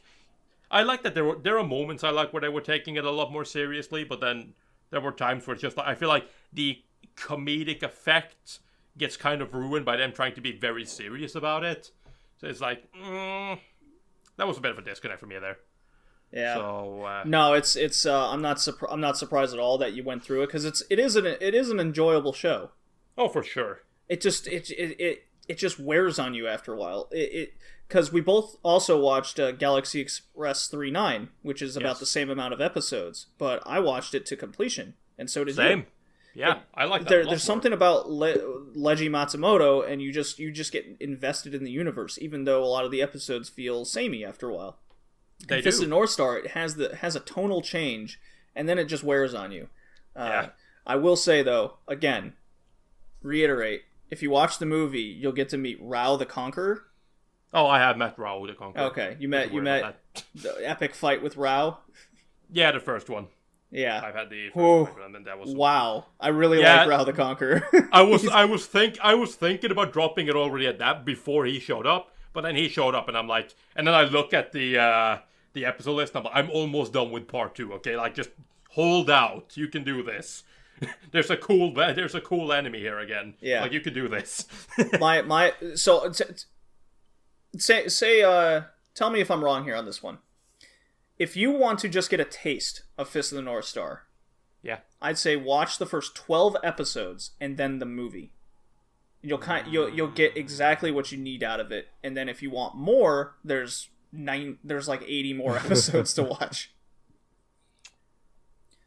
There's the. Would you say that's manga, out of the realm? which is one of my favorite manga.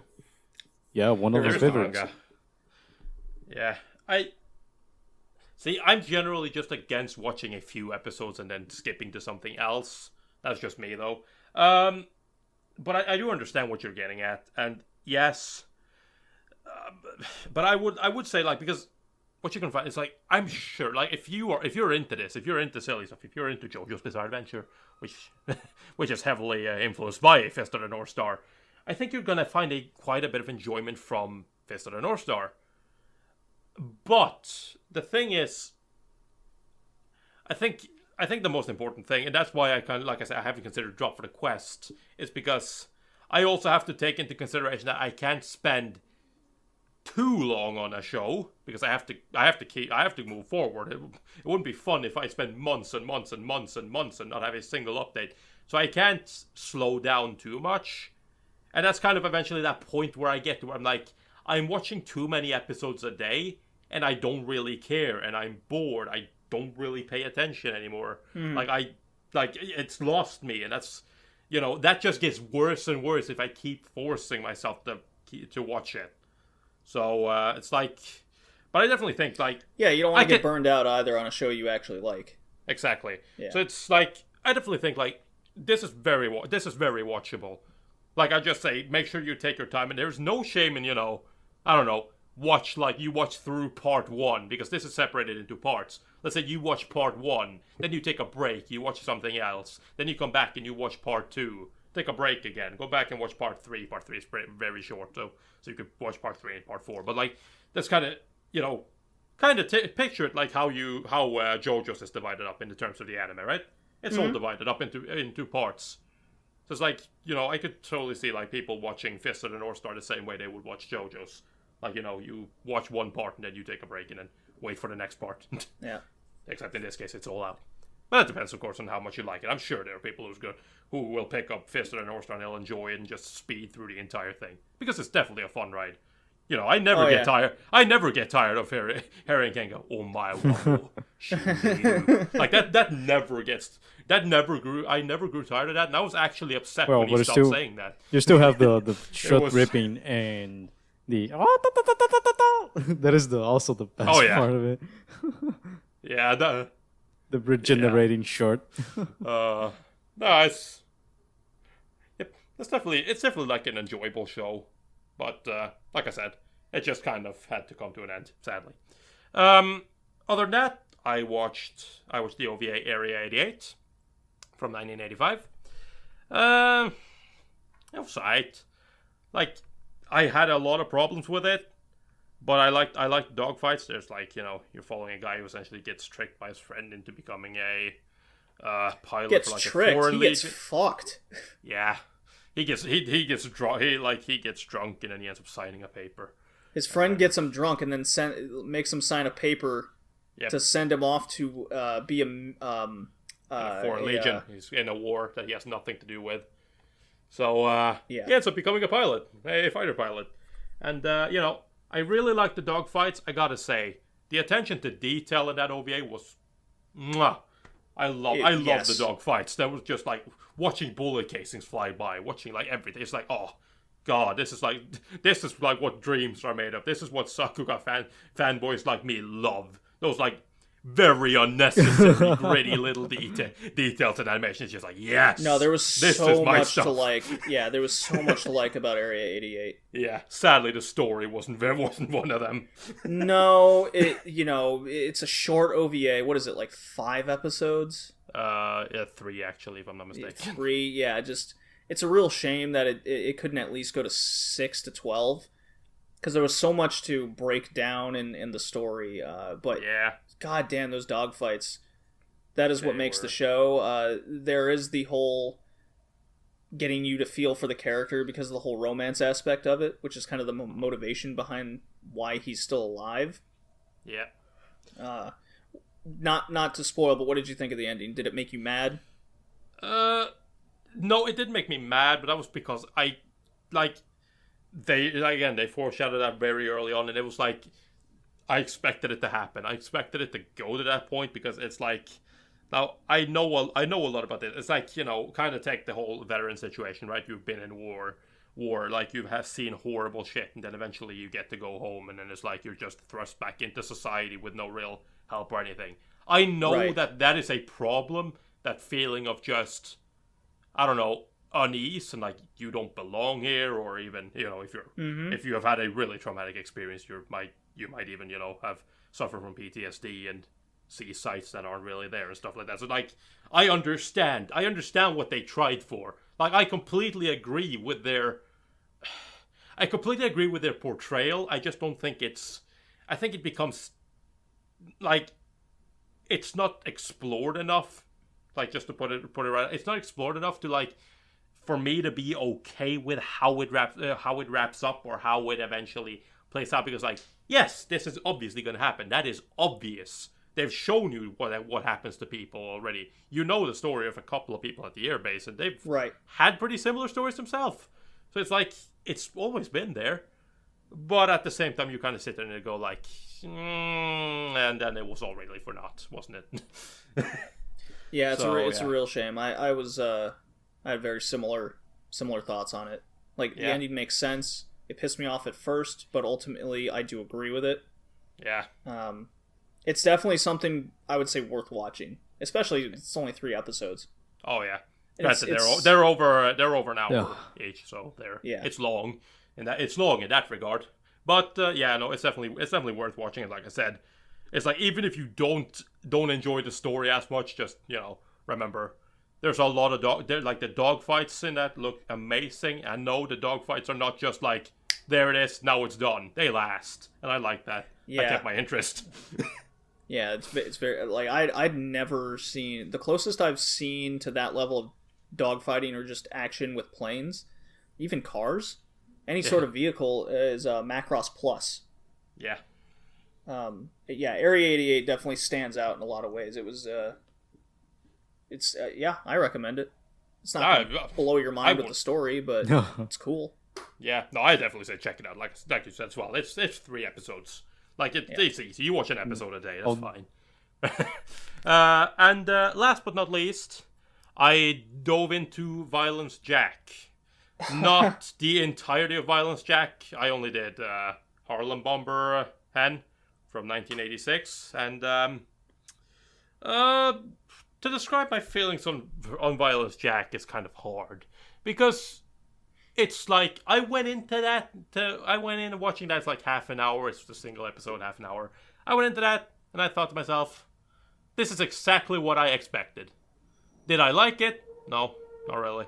I did not. Is it bad? No, I can't say it's bad, because it's exactly what I expected. It is violence, it is sex, it is... But, like, from just a narrative standpoint and, like, a storytelling standpoint, like... there's nothing to pick up on, really. It's kind of like you have Violence Jack. He is a man-beast who fights... Actually, there's a king, Slum King, who's kind of risen to power, and kind of, he's just utilizing, he's the strongest man alive in a post-apocalyptic city, actually. It's not even a world, is it? And he kind of just beats people down, and he treats it sounds like it's playing off of Space Cobra a bit, but without the zaniness. Yes, and, you know, without any sci-fi elements. And then it's like, one day... Violence Jack kind of shows up. There's this man. He's a beast, but he's like, they keep hinting at this. He has signs of intelligence, even though he's technically just an animal. And he fights with the Slum King, and he almost beats him. And it's like, Slum King wants him dead, so he sends all available resources to kill this man. But it's just, Violence Jack is unkillable, and at the end he showed that fucking self-heal ability, which I think is stupid, but okay. It's gore porn, it's shock porn, and general porn. It's, if you're in the movie, like the way Senpai explained it to me is like, it makes the most sense. If you're really into B movies and you just like seeing, violence for violence sake, that's Violence Jack. That is why it's called Violence Jack. It wants you to actually, like, it didn't really try with that. It wants you to kind of just get the mindset that this is gonna be guy killing bunch of people, getting mutilated at the same time, but still coming out on top somehow, and then of course being able to heal himself at the end, because otherwise he wouldn't be able to fight the next enemy. So Oh, Tori, you'd be happy to know I watched about 10 episodes of a certain show last night. Which is? It's a certain show from 1975 with horrendous English dub voice acting. Tekka Man. I watched Tekka Man. Oh my god. Tekka Man is a show I did very early on in the 70s for this quest before the podcast started. I could only find a dub version of it, and holy fuck. No. Absolutely no. No. That was not for me. Topple that out with a weirdly cut Western version, and then, you have horrible dubbing on top of that. It's like, no, I can't. I cannot do this. For the sake of my sanity, I couldn't watch it. I can see why it was super popular. It has a lot of that 70s Star Trek vibe going on, if you know what I mean, where it's people explaining the coolness of new technology, alien invasion. It was very much, it reminded me a lot of Leiji Matsumoto, Yamato. Reminded me a lot of Yamato and what they were trying to go for with Earth's in Peril. It's the 70s, so of course the Earth is overpopulated. They're talking about pollution destroying the Earth, resources getting more and more scarce. They have to go out and explore. I was like, okay, this is all cool. I'm into that. I'm keeping my open mind. I'm trying to put myself in the 70s. It's what I always try to do when I'm going back in decades of shows. Yeah. What ended up being involuntarily funny was the amount of Tekka dash something that they were doing, and the fact that the main character that becomes Tekka Man kept referring to himself in the third person all the time. Yeah. So he gets jealous of this alien that comes and helps him out. And he's like, well, Tekka Man doesn't need you. Tekka Man can handle this. Tekka Man's gonna get in the Tekka space shuttle, and Tekka kick ass. Like, it was just all the time. Yeah. No, like, you say a lot of stuff, and all I remember from Tekka Man was kind of shit. Things like, oh no, my Uncle Bob died. Literally acting like that. I'm obviously making it bad, but that was their acting in the dub. It was, oh no, my Uncle Bob died.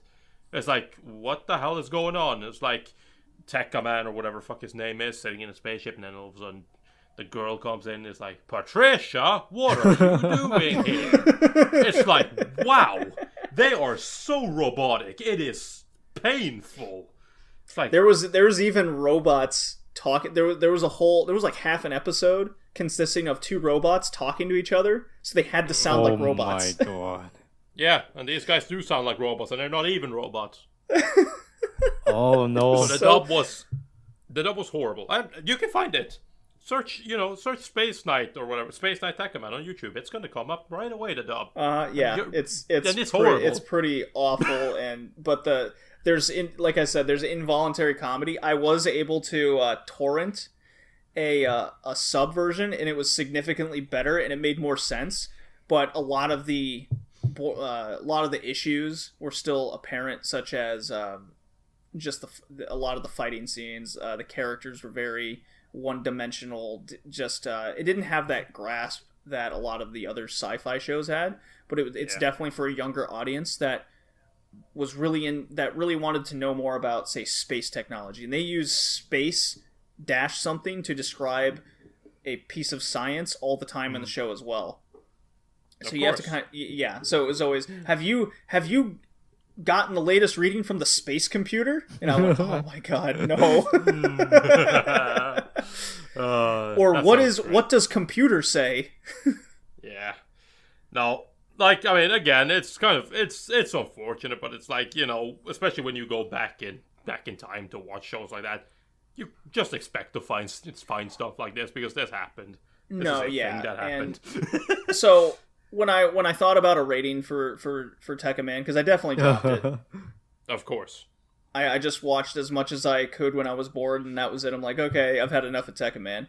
It came down to, okay, what was out during the 70s at the time? How do I feel about, you know, what kids were going through at the time, right? Yeah. And it ultimately came down to the same way I felt about some super robot shows at the time, such as Raideen, which was extremely popular, but ultimately it was average for the time. And that's the way I felt about Tekkaman. Average. Yeah. Well, I mean, for me, like, it's kind of hard. I didn't score it at all. Like, for the quest, it's a 1 because I dropped it, and I didn't really score because I didn't want to hold that dub against it. No, that's why I sought out some sort of subbed version, and it did save the terrible voice acting. Yeah, but that's kind of one of the things that I found very interesting because I know we're kind of going kind of off topic here, but like when I was bored, I finally went back and watched I don't remember the name off the top of my head right now, but it is what is considered the oldest anime from 1914. No, 1917, sorry. Right. And it is considered the oldest anime, so I watched that. That's just a short piece of, like, you know, animation. No voice acting, no nothing, no color. And it's something, and I watched that, and I kind of sat there at the end. Right, now added it to my list, and I like think, what do I score this show? It's a very low score on Mal, like you would expect. And I kind of sit there and I go, like, I sat there thinking to myself for 5 minutes, like, I actually can't score this. And the reason being is simple. It is considered the first anime. It is not the first, like, motion, like, drawing motion, but it is the first, like, actual piece of animation as we know it. So, like, the problem I had with it is, like, the problem with me scoring now was the fact that I can't compare this to anything because everything came after this. This is before anime became anime. This is before, you know, everybody, like, if you're into anime, you'll have learned that anime kind of got its roots and inspiration from Disney, but this is way before that. Right, so it's like, you can't sit there, it's like, there is nothing to, like, compare this to and say, does this do something that others didn't, or does this do something better or worse? Right. Everything you can think of came later. And as such, yes, of course it does worse than that. What do you expect? It's 1917. They had nothing to draw inspiration from, other than comics. Literally. So it's like, you're sitting there, it's like, ooh. So, it's kind of, that was just me wanting to talk about that. I want to slip that in. And to wrap up my quest update. The Violence Jack was the last show I watched completely. I thought I'd be able to finish Bubblegum Crisis by today because I only have one more episode to watch, but I didn't. So that is gonna come up next time, and I'm pretty sure that, or actually I'm not even pretty sure, I know. By the next time we have a podcast, I will have finished the 80s. And then you're not actually gonna talk about that because that's a future podcast episode. That is true, but I'm gonna talk about other things. No, actually, wow! I just realized. Never mind, I can't. All the things that are coming up at the end of the 80s are stuff that we have scheduled for a later time. So never mind. At some point, yeah. Yep. So I cannot talk about the end of the 80s. Sorry, guys, but I will. No, I won't. Never mind. You won't have a quest update next time. I can finally talk again. Woo! All right, we're approaching. All of those animes are in my list. I was putting. Nah, yeah, don't worry. sorry, Hickey. It lasted watch, longer than expected. 88. It's on my list. Definitely, it will be getting some priority after what I heard. I'm adding the other ones, including Tekkaman, because I really like trains on fire. So yeah. Yeah. I mean, I would like, literally like if you. No, could, no. We're going dub. What are you talking about? Check it No, out, mate. I Who want the knows? dub. Yeah. You're. I mean, sure, if you have the mental fortitude to go through that entire thing, Yeah. then you be my My guest. anime number 1,000 will be Kemono Friends. So yeah, I might have the strength that. I'm gonna go out on a limb and say Good. that Takuman is So probably it will way be worse than Kemono it will Friends. be an obstacle to pass. Oh boy. Well, we're at the 2-hour mark. We are. I think it's a great time to start laughing even more. Yep. Let's get into comedy. So, comedy in anime has a lot of Japanese culture in it.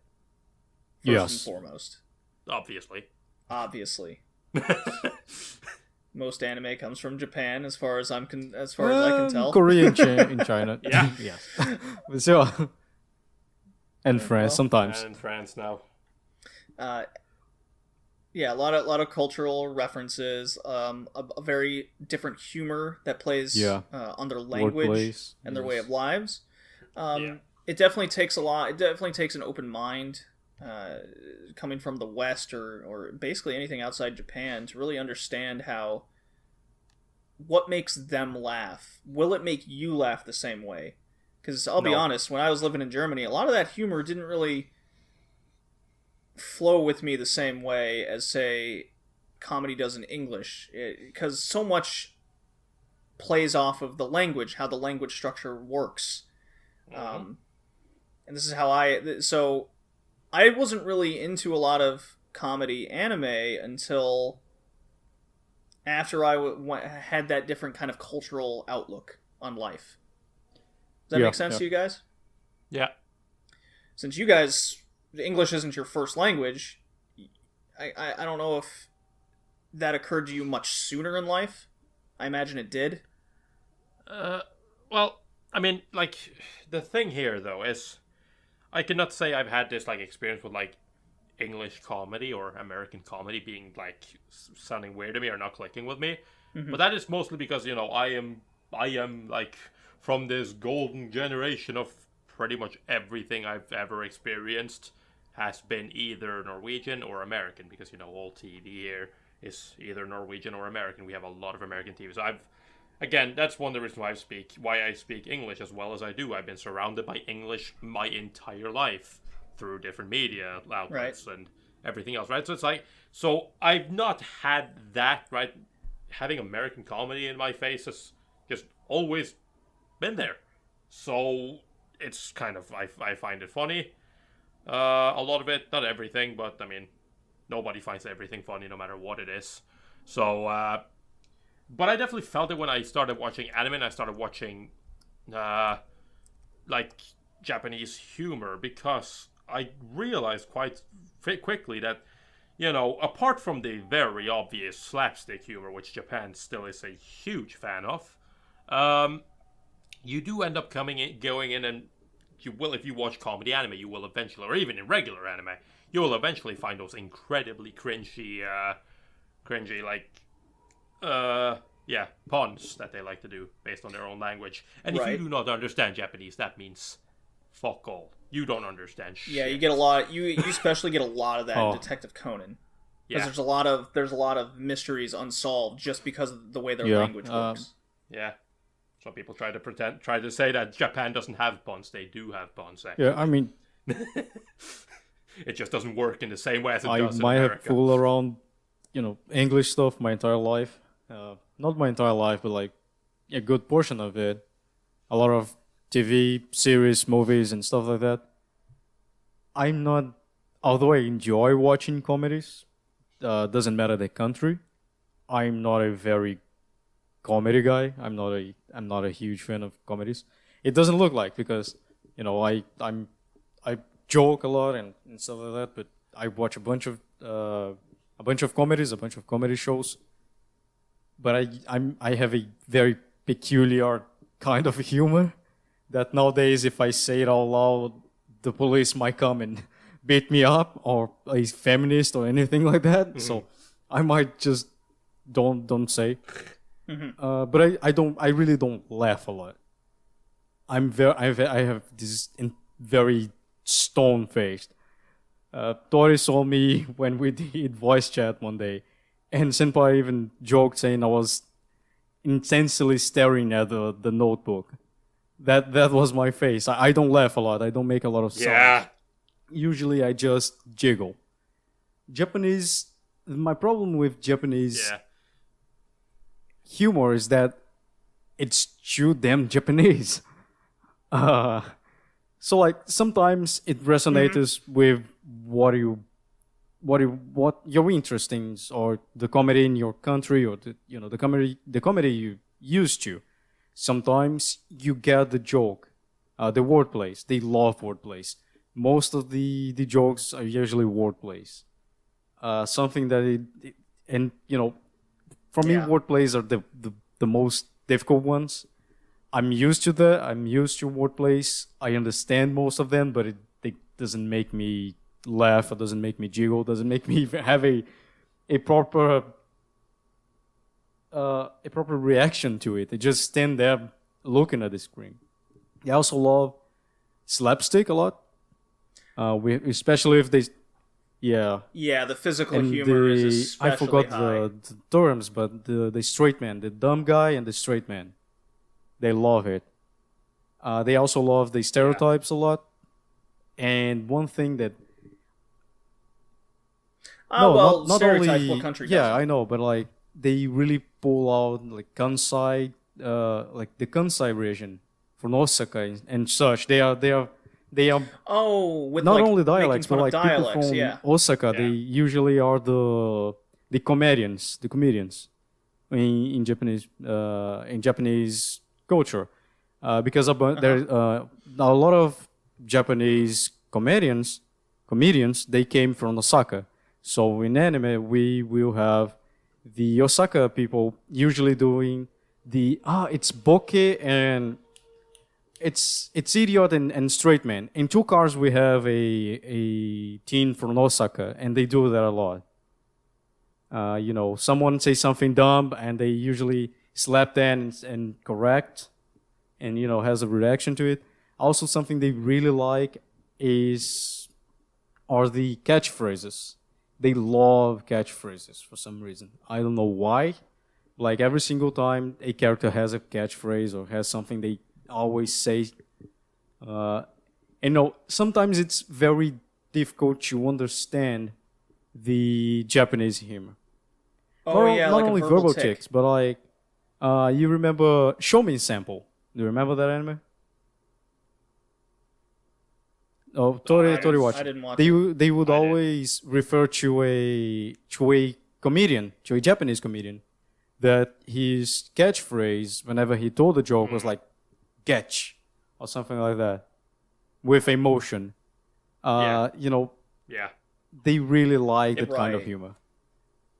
And sometimes, that's kind of like, again, what I assume this is what you want to get at, what you're getting at, but it's like they really like the whole they like in Japan when it comes to humor, a lot of the way, like a lot of humor they use works in a way that like they like to beat a dead horse. Essentially. Yeah, yes. To put it as straight as possible, they find it funny to say a joke and then say it again and say it again and say it again and say it again. And it's like the point is like the more you hear it, eventually it'll be funny, even though it's not necessarily funny the first time. Though to a lot of like Westerners, that is just, you're killing a joke. You have a joke that is not funny and you keep saying it. It's like, why do you do this? This is not funny. A good example of that just from recent memory is the anime Love Tyrant. Yeah. Mm-hmm. A show about total nonsense 95% of the time, and a lot of just beating the dead horse over and over again, such as the girl just stabbing the main character because she's a yandere character. She's crazy. Ha ha ha ha ha. Sounds like something we watched. Sounds like something we watched. Yeah, we had Downhill Girl last season. But yeah, it's just okay if that doesn't get you the first time, why would it get you the next 13 one times? of those things that they do a lot, and I wish I would know, is wordplay, because Japanese language is very rich. They have a lot alphabets. They have a lot of words. They have a lot of ways of pronouncing a word. So sometimes they change a word and it gives it a whole new meaning. So that is something that it is funny. But because we don't have that background, we can't understand. And sometimes people say, "Oh, I don't like the wordplay because I don't understand. If I don't understand, thus it's not funny." Well, that's not true. It's just that you don't understand. You will never understand everything that is going on. But it's something that I would love to understand. I would love to one day watch an anime and catch the little wordplays they are doing without the translator telling me on the screen saying translator note. They're making a wordplay in this part because it kills the joke. It kills the purpose of the joke. When you have to explain the joke, it's not funny. It's not. Maybe you can jiggle. Maybe you can say, "Oh, it's funny," but inside, deep down, it won't be funny. It won't be as funny as it could be.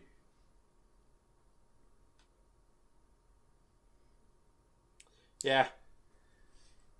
So culture plays a large role, and I have an example of how because a lot of people see German as not a funny language, not a funny culture, not funny people. Okay? There's even jokes about making fun of that. So I have a joke here that I remember from when I was in Germany. Okay. And it's funny to me now because I experienced the culture. But when I first got there and I heard jokes like this, it didn't resonate at all. So this is me kind of giving you an example of how a different culture may not be funny right now, but you might understand it later and then it'll become funny. Okay. So, you ready?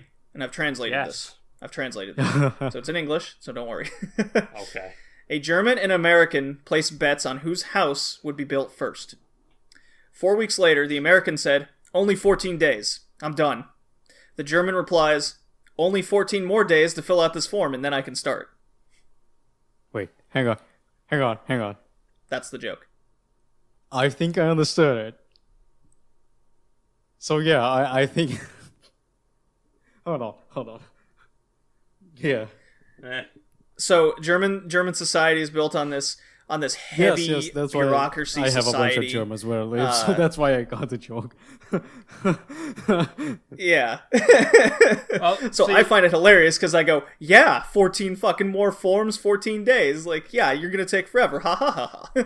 I find it funny. Well, see, there's a problem for me immediately. Because when you say that, I'm immediately reminded of my own culture, and we have a serious planning problem when it comes to stuff like that. So I can relate to that.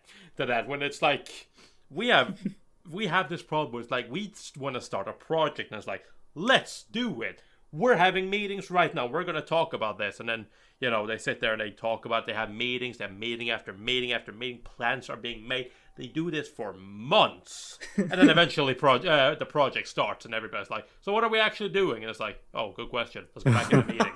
It's like, good job, you did it.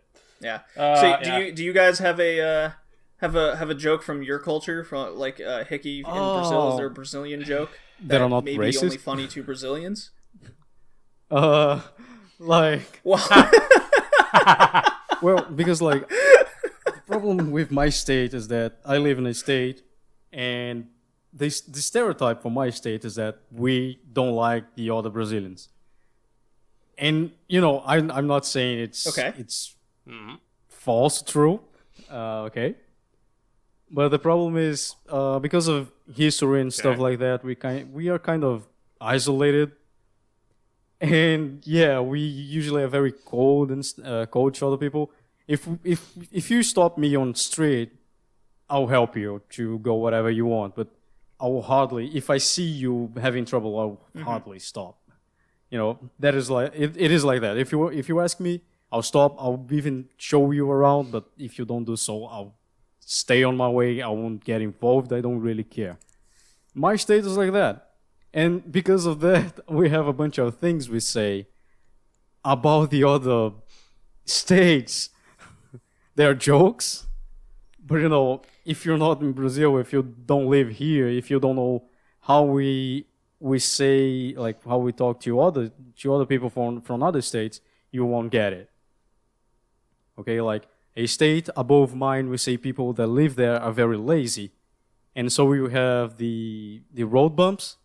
We say we just hit someone from that state that was laying down in the street because they were lazy to go up. Yes. Yeah. When someone drowned in the beach near my house, there's a state again right next to mine where people usually go. They don't have a seashore, so they usually on the summer they go from their state to my state, and you only see people from that state on the shore, and we say, oh, those people think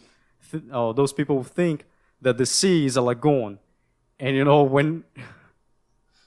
when people drown, we probably when people drown, we joke about it and say, oh, it was probably someone from that state because they don't know that thing called wave, and stream, that kind of stuff. They're bad jokes, but like if you don't live here, yeah, that sounds similar to the American stereotype joke. Black people can't swim. We don't have something like that. Like it's kind of similar to the Japanese one. If you don't know why, like someone say, oh, that person is from Kyoto, and you say why she's behaving like that because she's on Kyoto. No, it's a stereotype. They use that a lot. They use that heavily. It's not only, we have a lot of countries use that as well. I know that American stand-up comedy love using stereotypes, but still, because what I think it is in anime we see, like, let's narrow down to anime and how Japanese it is. But if you think about it, anime, although it's highly Japanese and we always say that it focuses on Japanese people, they are not doing that for outsiders. They are doing that for Japanese. The comedy they use are very broad and very universal. They use catchphrases, stereotypes, slapsticks, and wordplays. Those are very universal. Any country will have wordplays, will have stereotypes, that kind of things. So when you narrow down, it's a universal kind of comedy. The problem is it's another country, it's another culture. So yeah, we have slapstick, but it feels different. We have radio programs. Yes. Entry one of my favorite comedy shows that is Cromarty High School. There's a whole sequence talking about one of the delinquents sending those little letters to a program and using a pen name. So it's usually they send it the Japanese. Some of the radio programs have this where a person with a pen name can send a letter with a wordplay joke, and they read it on the fucking program, on the radio program, and it's an entire scene where the main character also does that, and this delinquent learns that this is the guy who he's looking for, and they don't interact. It's just like the delinquent listening to the main character talking to his friends. When you watch it, I didn't understand. I didn't thought it was funny, because it's very unique to Japan. And Japan also have a lot of difficult doing something to outsiders because, again, of the history, how close they are. So, it's not a matter of how it's a matter of how Japanese it is and not how different it is. Like they use a lot of these jokes. They like beating dead horses, that kind of stuff. I think it's more how Japanese they can get. Yeah. Well, I mean, just to kind of explain my culture as well, because I'm from Norway, and I'm from Bergen, Norway. So especially how we're perceived by others is kind of big here, because Bergen, like people from Bergen are considered quite patriotic. We love our city. It's the best city in Norway, of course, so obviously why wouldn't we? So a lot of people like picture us as looking down on others, and sure, we can do that. We're incredibly rude, like in our culture, in our language in Bergen, where it's like, you know, swear words are naughty, they're bad. Fuck is a completely normal word to use in an everyday conversation here. Like that's just something you do. I got the same thing in Germany. Yeah, right. So it's like that's kind of how we are. So then, when it comes to our comedy, we can be incredibly rude. We're considered by a lot of people, especially people around us, we're considered incredibly silly and funny, and that is because we like to just make fun of everything, even ourselves. And we're being we're always rude about it. It's nothing about. Like, and it doesn't have to be necessarily stereotypes. It's blunt humor. It is very blunt humor, yes. Yeah. And then, of course, probably the thing that Norway is the most famous for. Who here knows What Does the Fox Say? Yes. Yeah, that's by a Norwegian group called the Elvis Brothers. Right. They're a comedy duo, or actually, they're in pretty much every kind of entertainment duo. They're incredible. They can do everything: play instruments, sing, dance, act. They're multi-talented. That's crazy. And we have always, for like as long as I can remember, we've had a tradition of doing that, making like comedy music, right? Where it's like we sing and just make jokes out of that. Sadly, What Does the Fox Say became popular. I prefer I heard that. by Yes, Elvis it's Brothers, very funny. So you should look that up. That is a very good. Who the fuck builds a Stonehenge?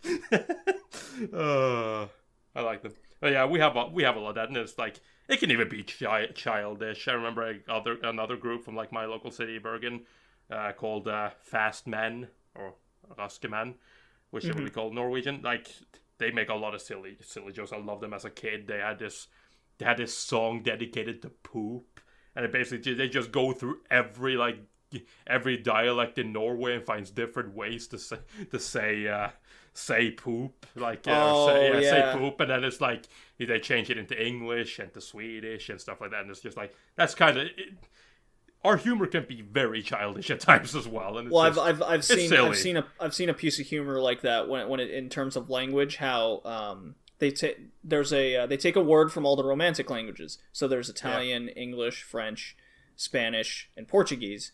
And then at the end of it, they put the German translation of the word. So you have like the word for airplane, okay, like autoplane, airplane, etc., etc. And then it gets the German Flughafen, and he just yells it. Yeah. To a German, that wouldn't be all that funny, because then you would see the other way around, where it's all those other words sounded dainty and lame. Lame. Like that's our word, Flughafen. Lame. Well, excuse me if I'm not. Well, it wouldn't be funny to them. Saying "hey few" at the end of my phrases, you piece of shit. I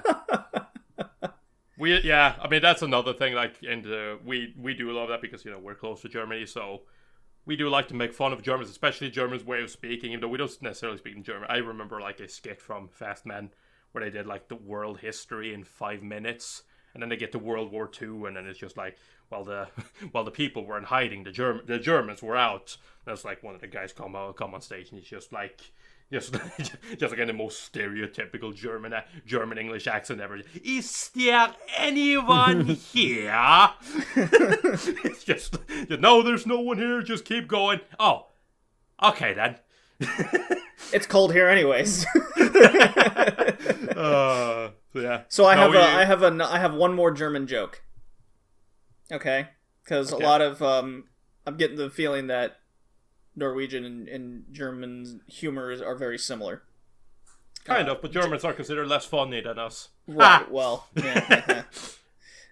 Okay, so a lot of German jokes also don't really have punchlines, and as Hickey mentioned earlier with Japanese, there's a lot of catchphrases.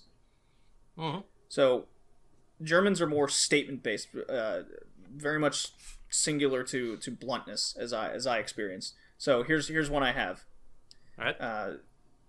Hell is the place where the English cook, Italians control the traffic systems, and the Germans make TV. Wait, hang on. Repeat. Another thought. Hell is the place where the English cook, Italians control traffic systems, and the Germans make TV. No, That implies that Germans make terrible TV programs. Mm-hmm. So like they're just to us they're just facts. Like yeah, but that's the joke. It's funny. It's just yeah because it's true. It's like shit. You're right. Yeah, that's German humor. Yeah, we have a bit of that as well. I always like to think that, but it's like that comes into the crude way. So I think that it's always for us. It has a bit of a punchline to it, but it's just like there's this like. There's this debate program that goes on TV here every Friday, I think it is. It's either Friday or Saturday. And it's technically a debate program, but it's obviously a comedy program because even though everybody there is quite smart and they can debate everything, they obviously just resort to jokes, right? There's so many like blanket statements where they're talking about like it could be anything. Like there comes a statement up and then it's just like, oh yeah, that must be about how insert name of Norwegian politician. How glad they are in child pornography. Yeah, I can relate. Right? It's just like stuff like that. Like kind of that just bragging statement. Like that's why I say even making fun of ourselves, right? Because like somebody says that he's into child pornography. It's like yeah, I can relate. Right? That's like it comes out of nowhere. Okay, so here's a humor question then. We see in anime, whether it be incest humor, pedophilic humor. Mm-hmm. Why do you think this is? Yeah, it has something to do with culture. Sure. Definitely. Japan does have a history of this. It's not uncommon for I'm not sure if it was in the Edo period, probably was. But I mean, you did have a case of like lords and stuff like that. They had slave boys, usually young boys, and they were of course sex toys. So, they were often very young. And yeah, they were there to attend to their master's pleasures and stuff like that. And it's like, Japan has kind of had it's not just that far back either. It's kind of stretched over there. They've kind of always had a problem with this because, like, some people like to argue that in Japan that it is a part of their culture. And it is, but the question then becomes, is it right or is it wrong? And there's still even in Japan to this day, there's still debates going on whether or not that should be considered acceptable or not. They're pushing more and more towards it's not, but there's still they also yes, it is not okay. Politically incorrect humor a lot, especially with sadism, masochism, that goes into the slapstick a lot. Yeah, but it's cultural. It's something that you can avoid because like usually the shows you enjoy are the shows that it's either like what can I say it hyper comedy, like everything is hyped, every single like there's a lot of high energy. Danshi Kokose no Nichijou or Nichi Bros. There's a lot of hype going on. And you find it funny because that hype humor might translate well into your language or into your culture. Then, like going on Cromarty High, and like one of the jokes is that, there's this guy that looks like a gorilla. Like there's this new delinquent that looks like a gorilla in the other classroom. You should go and look it out. The guy goes, open the door, and it's a monkey. It's literally a monkey. They do that 3 times. There's like, this guy, there's this foreign guy, he's huge. You should go there and see what he's up to. Maybe fight him to, earn some respect. He opens, it's fucking Freddie Mercury. And he goes back and is like, so what did you do? What was his name? Is like, I don't know. I would just call him Freddie. That kind of stuff. And Freddie Mercury is a character on the fucking show.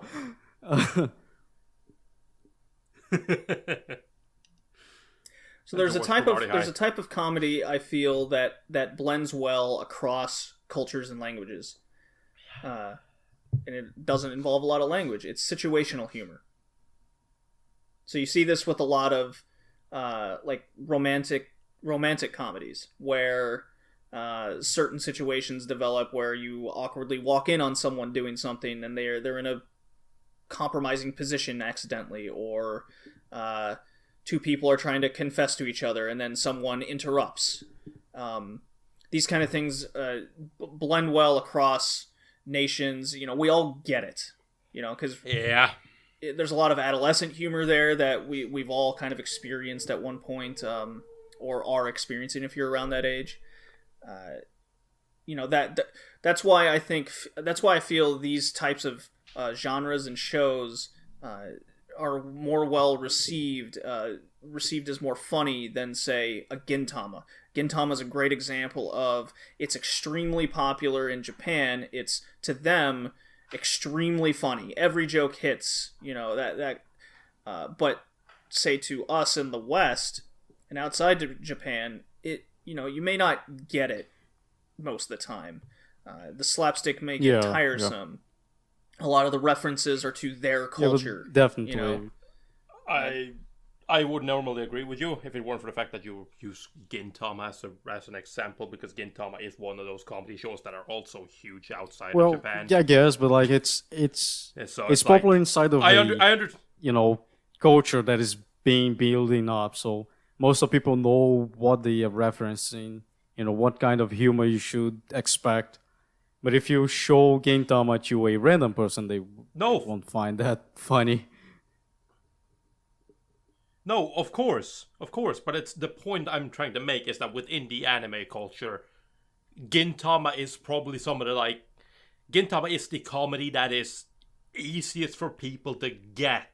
It doesn't take that much, you know, inside knowledge. Like, one of my least favorite forms of comedy is referential humor, because to me, I don't laugh hearing somebody make a absurd reference to another show I've watched, right?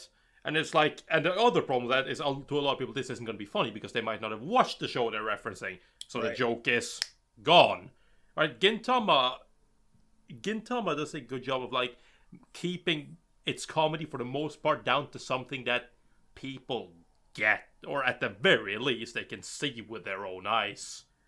So it's like, that's at least my experience with Gintama. So it's like, in that case, I would say Gintama is, you know, while it still applies, it is, at least within the anime sphere. Yes, if you were to show it to somebody completely around it, they'd probably go like, what the hell is this? But yeah, that's kind of at least within the anime sphere, Gintama is like probably one of the closest things you're going to get to a universally understood comedy. No, I was more or less making the reference. If you showed it to someone outside of Japan, they're not an anime fan, they wouldn't get it. As opposed to say something like, I mean, you could even show something like Family Guy to a person in Asia, and it's so referential, and so much based on the culture of America that they might not get it. Yeah, but I mean that's kind of the point, right? Because with a lot of stuff, you can pretty much do that with anything. If people aren't really into that thing, right? It's kind of like to go completely away from comedy. It's like trying to explain why football is the greatest sport in the world to somebody who's not interested in football, right? You're speaking a foreign language to them. Right? Well, so first of all, football / soccer for the American audience. Yes, it is the greatest sport on the planet. It is. I'm biased. I can say anything. Yeah. Just because you don't like it doesn't dispute that fact. The World Cup is the most watched sporting event, period. So, I have a joke for you guys, and then we can move on to some good comedy anime. All right? Yep. And I think this works across all languages. You ready? Okay. A guy walks in on another person, and he's having he appears to be dead. Okay, calls an ambulance, freaking out. Miss, I've come across a body. He seems to be in trouble. What should I do? Person on the other line goes, all right, check to see if he's dead. Pop, pop. Okay, now what?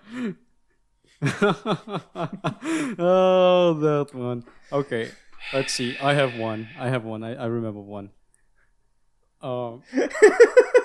Nothing, Tori? A young man. No. A young I'm man smiling, was but I'm not laughing. walking on the beach one day, and then he saw a old sage saving a little turtle. There was like 1,000 of them. Every single one was turned down, and he took one of the turtles and put it on the water. The young boy not understanding what was going on, went to the sage and said, "Why are you saving only one? What difference does it make to save only one?" The sage looked at him and said, "It's not your problem. Go fuck yourself." Oh my god, so mean. I don't know, like one thing that I can also That really took a left turn. It's immoral. It's to tell like you shouldn't, and that is you should own your own like your own business. Mind your own business. Mind your own don't business. Go mess with people that are quiet in the corner. And that's the kind of comedy I'm in. I'm more experienced, or like I know more. I would crack a joke. The problem is that a lot of Norwegian jokes requires you to actually watch. Like what Hickey just did kind of reminds me of a for another like comedy show I watched. Like this scene, this was broadcasted in like perfect broadcasting time, and it got a bit of controversy surrounding it because again, this goes to show how crude Norwegian humor is. And essentially, what it is, I don't remember the full context. It's a guy living with lives with his parents. He technically plays a lot younger than he actually is. He lives with his parents, right? And there was something. Yes, I remember. He got a new bike and he had placed it in a garage. So he wanted to show his parents, right? And it's kind of just normal. He's just having a normal conversation with his parents. Says, "I got something to show you." So he takes his parents and he opens the garage door. They enter the garage, and he, of course, goes straight over to his bike, and he's just, "Look at this bike," and acting like everything is normal. Yet his parents are standing there in shock, looking around, because all over the walls of that entire garage, like in full nude glory, is a bunch of buff, naked guys with their penis showing all over the place. And that is kind of, again, to reference that crude Norwegian humor. That's, of course, got a lot of backlash because this was played at a time when kids are watching and everything. It's just like, you have a bunch of uncensored full frontal nudity? Right, but it's kind of like, again, that is Norwegian humor. I guess to We like that stuff. We like to kind of just push that line. I guess to finish off like comedy in Japan. Comedy in Japan is good. They have good comedies, like comedians. They have good comedy. But comedy is good with another genre. An adventure in comedy. A romance in comedy, as we see a lot. Especially nowadays, we see a lot of rom-coms going around. Mystery in comedy, not really a lot. But usually they also do drama in comedy. Like, because why not? But when you get that also slice of life in comedy goes hand in hand. But when you get pure comedy shows, they get hard to understand because you have 100% humor, Japanese humor, Japanese culture. So, in a sense, that 100% pure Japanese comedy show is good to understand how society works because it kind of explains well how the society in Japan works. Like one joke that no one never gets, like catches the vending machines in the background. There's a bunch of vending machines every single time. That is a joke. Cruel Japanese humor shows will have a lot of vending machines around out of nowhere. Like they will be in a fucking desert and it will have a vending machine, that kind of stuff. So when they are part of another show, like another genre, they have another genre. Show like shonen is not a genre, but action and comedy, romance and comedy, they're good because they are jokes. They are normal jokes. But when you get that 100% Japanese humor show, that is when it gets complicated because you won't get the jokes. The wordplay will be very heavy. So you have a bunch of translator notes on the screen, and you can't watch the show like that. You won't have the attention span, like enough attention span to read the notes, to understand, then interpreting what the characters are saying, and then understanding the joke. When you understand the joke is dead. It's not funny anymore. Yeah, I mean, like, as I know what a senpai's going to get mad at me for saying, but one of the things I really like about Japanese comedy, or one of the shows I really like, is TQ. I think that is hilarious. That is a 2-minute short. A lot of episodes, and it is basically rapid fire jokes. So it doesn't matter if you don't like every joke. It is joke, just thrown at you, and that is every kind of Japanese joke you can gather. Like, it is. It is puns, like language jokes. It is references to absolutely everything. It is even, like Hickey just said, like the things to like comedy based on Japanese culture, such as there was an episode I remember where they all eventually, I don't remember what they're doing. They eventually end up like floating away, and then they end up in a desert or whatnot. Or they were floating in the ocean. They were in a desert, whatever. Everything that happened, no matter where they were, they come across either a vending machine or a convenience store. Why is this? Well, because in Japan, they're everywhere. Right. Just like they're like, we're starving. Yeah, well, let's just go into the convenience store. Like, what?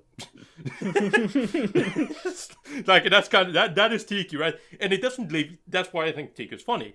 Because it doesn't linger on this joke. It doesn't give you time to think about it. It's not like it's not like it's there. It's just kind of, that happened. No, let's go on. Let's move on. There's a similar joke to that in Family Guy where Brian and Stewie are in a desert. Yeah. And they're starting to see illusions and whatnot because they're dehydrated. And they go, oh, look, a Coca-Cola machine.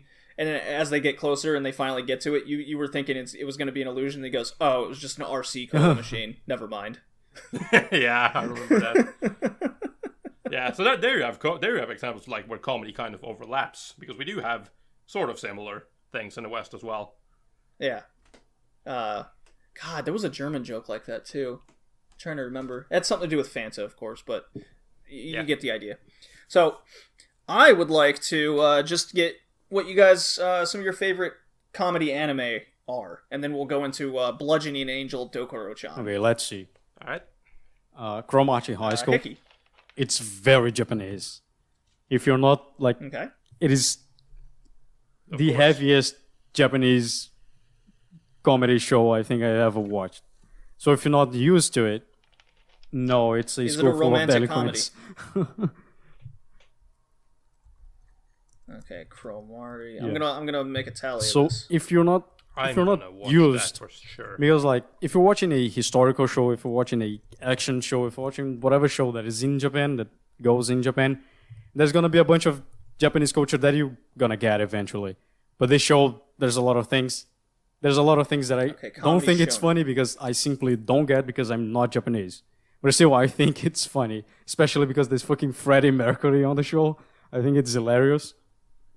Some of the jokes like how to be a delinquent, that kind of stuff, it's funny. I think it's funny.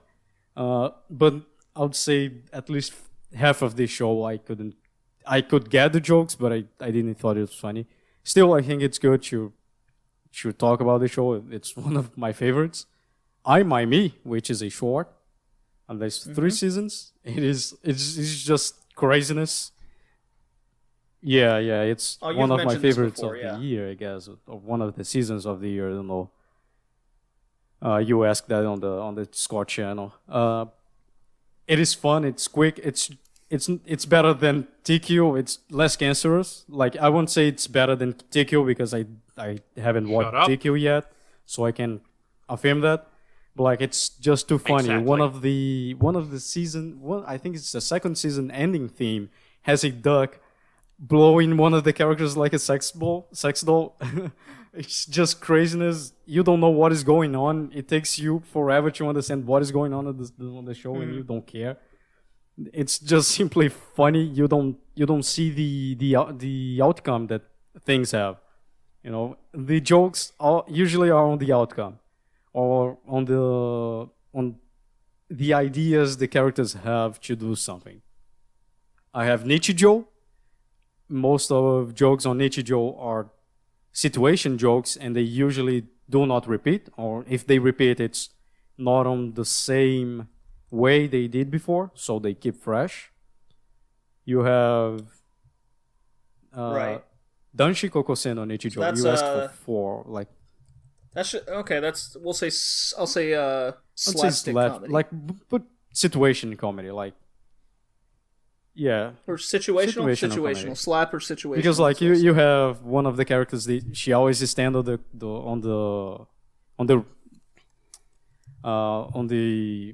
I forgot the word. Anyway, she always stand outside of the class and she sees a bunch of weird shit going on, but she doesn't have anyone to talk about.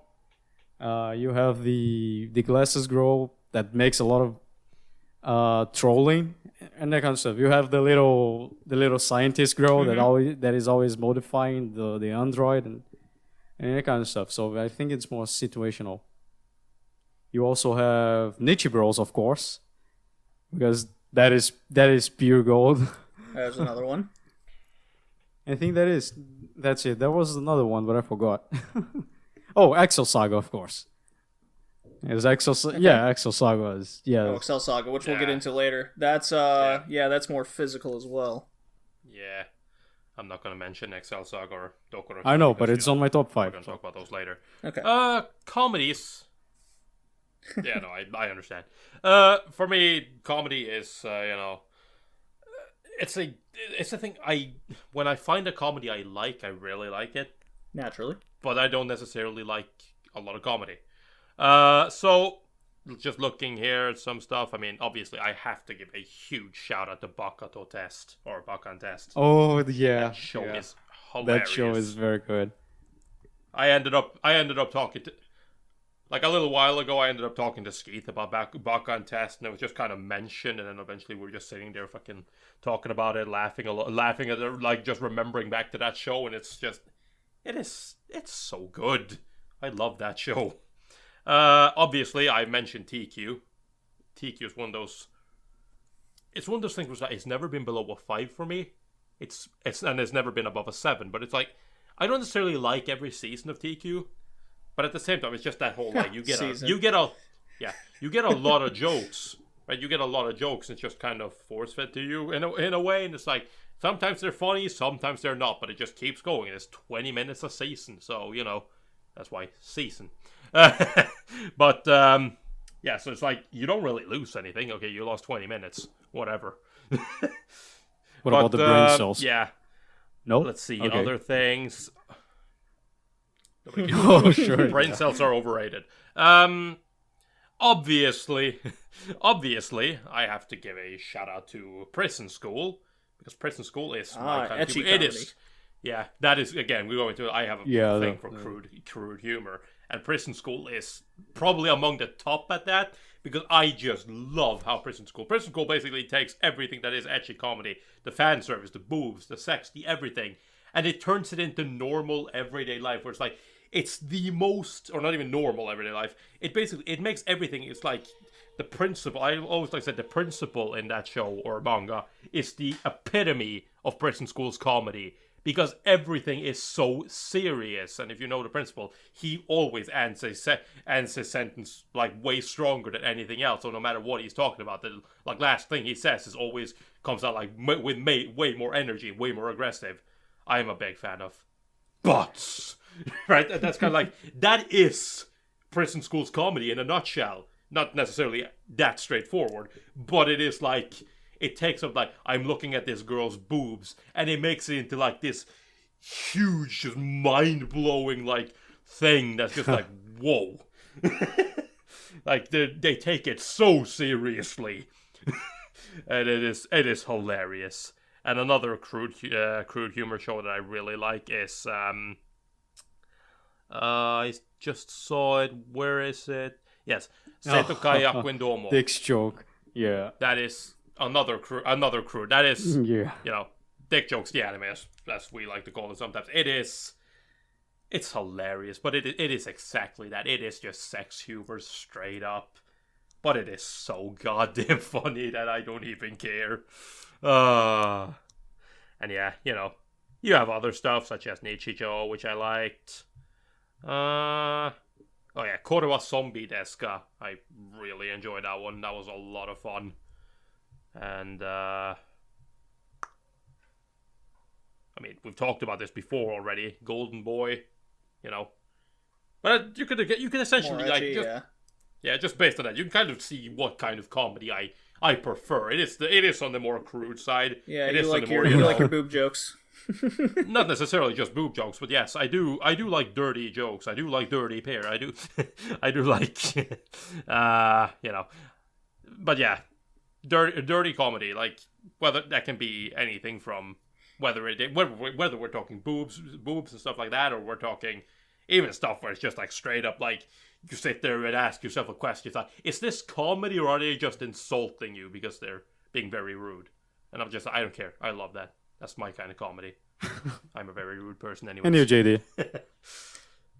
I like quite a good amount of comedy. But I wrote down 5 here. And they actually differ because Tori, you've proven you like the ecchi, you like the titties. And where I just saw it. Where's it? Kind of the rom-com going on. Amagi Brilliant Park. That's another comedy I really liked. Rom-com, as I said earlier in the cast, would probably resonate more with a Western audience because it's just easier to understand without the culture gap. Mm-hmm. But some of my favorites are Great Teacher Onizuka. That's one. Basically anything by Rumiko Takahashi, so the Ranma 1/2, or it's a Yatsura, even Maizunikaku. So you like the dirty jokes. It's a more they're dirty jokes for sure, but it's more or less the slapstick humor. I know. Yeah. Still. I just watched it for the Shonen Quest. Was the Disastrous Slice of Psyche, and that's a short. It's a shonen short. So I highly recommend that if shonen the more shonen comedy vibes with you. Gintama, we spoke about at length a little bit. And then there's actually some good mecha comedies out there. Pat Labor and Full Metal Panic. Full Metal Panic, yeah. Full Metal Panic is familiar with those two at all? It's very good. Is it KyoAni? Yeah, it's KyoAni. Yes. No, the Fumofo, No, I think that's KyoAni. Full Metal Panic's first season was Gonzo, second season, and Fumafu was Kyoto Animation somehow. They announced the third season next year, I believe. And then Pat Labor's an old one from the 80s. It was really taking the mecha genre and it kind of pushed it on its side a little bit and put a little police drama in there, and it's quite funny. It's a lot. It still maintains a lot of slapstick type comedy and awkwardness, but it's quite good to me. So yeah, we got some. Let's see. Let me run down the list here. Ecchi, shonen, rom-com, slapstick, situational, shorts. So there's a lot of anime shorts that are generally comedy that could be a hidden gem for a lot of you. We each have one. Yeah. And the shonen. So, to put a little perspective now, we're going to go into Blugeoning Angel Dokuro-Chan. You guys ready? Dokuro-Chan. Oh boy. Oh boy. Oh boy. Okay, so you guys wanted to do this, and I made a compromise to try to get us to talk about it. Mm-hmm. And, so, as a little synopsis, if it's even possible, basically, as far as I could tell, you have a 13-year-old middle schooler named Sakura, and he somehow starts living with this angel. Yep. And it's just slapstick the whole time of situational jokes as they go about their daily life, and there's a lot of it's a lot of sexual humor and a lot of impulsive where she kills the main character Yeah. humor. Yep. In which then she brings him back to life by reciting a like a chant where she goes, "How does it go, Tori?" I just want to say that Yeah. Peter is a slang on my language to dick. So yeah. Yep. Yeah. We make that joke all the time when me and Senpai, when we start saying that, we always just change it eventually to dick, dick, dick, dick, dick, dick, dick, That's dick, basically dick. that's basically what she's saying. Yeah, the whole premise and why it's the over the course of this OVA, it's an OVA. It has 6 episodes Over 2 out. seasons. / 2 seasons. It's Yep. quite short. The whole premise starts with all these angels are supposed to assassinate this guy Sakura because they say he ends up like creating immortality, and this pisses off God, so he sends these angels down to kill him. Well, he craves immortality, and then he kind of just freezes all women in an age of to be little girls. Right, and that's where that's where the pedophile jokes come in. He wants to make in his mind a perfect world. Everyone considers him a pedophile, and yet the main guy has no idea why, because he's never shown any interest in young girls. But everyone thinks of him as a pedophile. Yeah. Even in the future, he's going to become a pedophile. It's like, It's so funny when they show the video Very from the odd. future. It's like, well, there's a bunch of little girls going around. Oh well, the immortality thing you discover freezes. You were discovering a way of making the girls look 12 and bumps into immortality. Immortality wasn't his his goal. The finishing line was making a ideal world for pedophiles. So there were. I have very mixed feelings about this show. all right. First of all, it looks like ass. Yes, it does. It is the worst. Yeah, no, come on. No, it's not the worst. But I don't know, it's it doesn't really look bad. good. It is terrible. Okay, first For of the all, mid 2000s, this it is it's uncensored. the character. It is uncensored.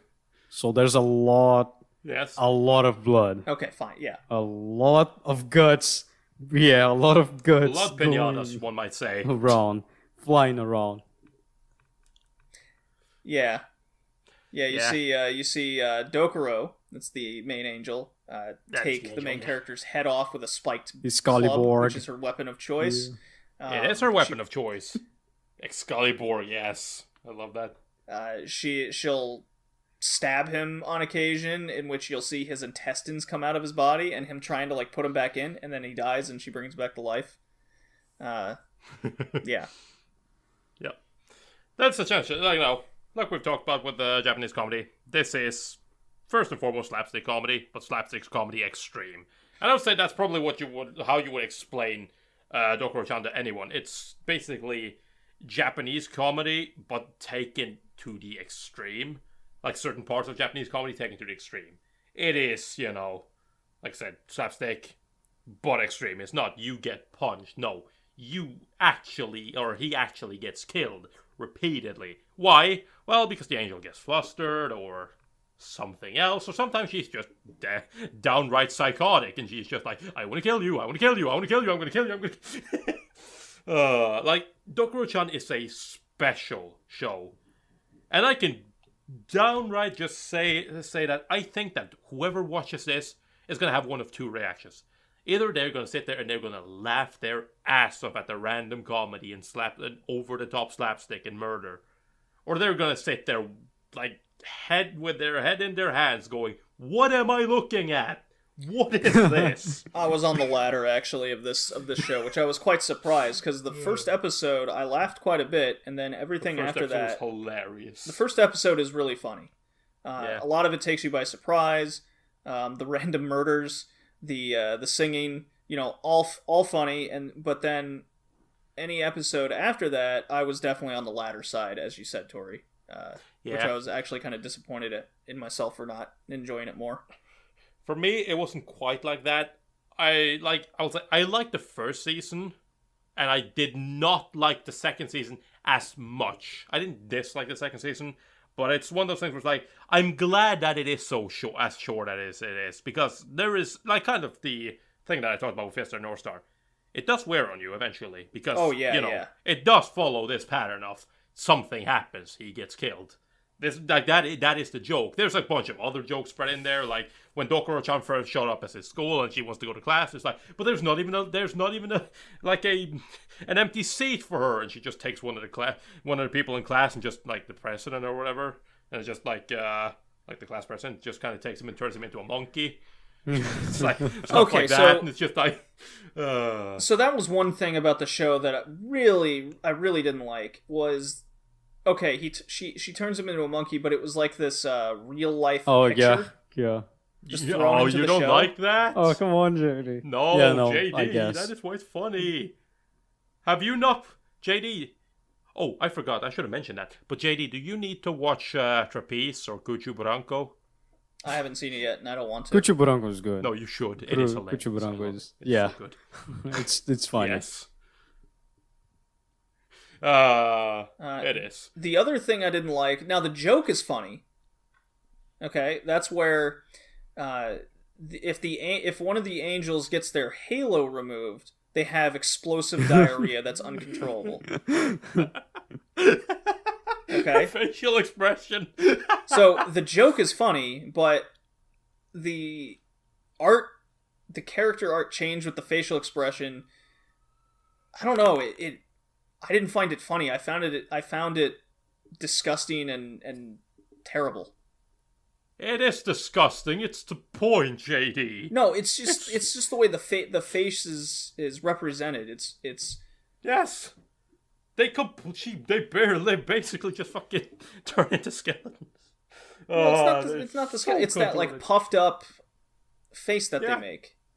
Yeah. Yeah, I think it's funny, especially Sabato. It is so funny. Sabato is very funny, especially in the ending where she's just sitting on a she's sitting on the bridge in a chair, a homemade chair, and there's just the credits rolling.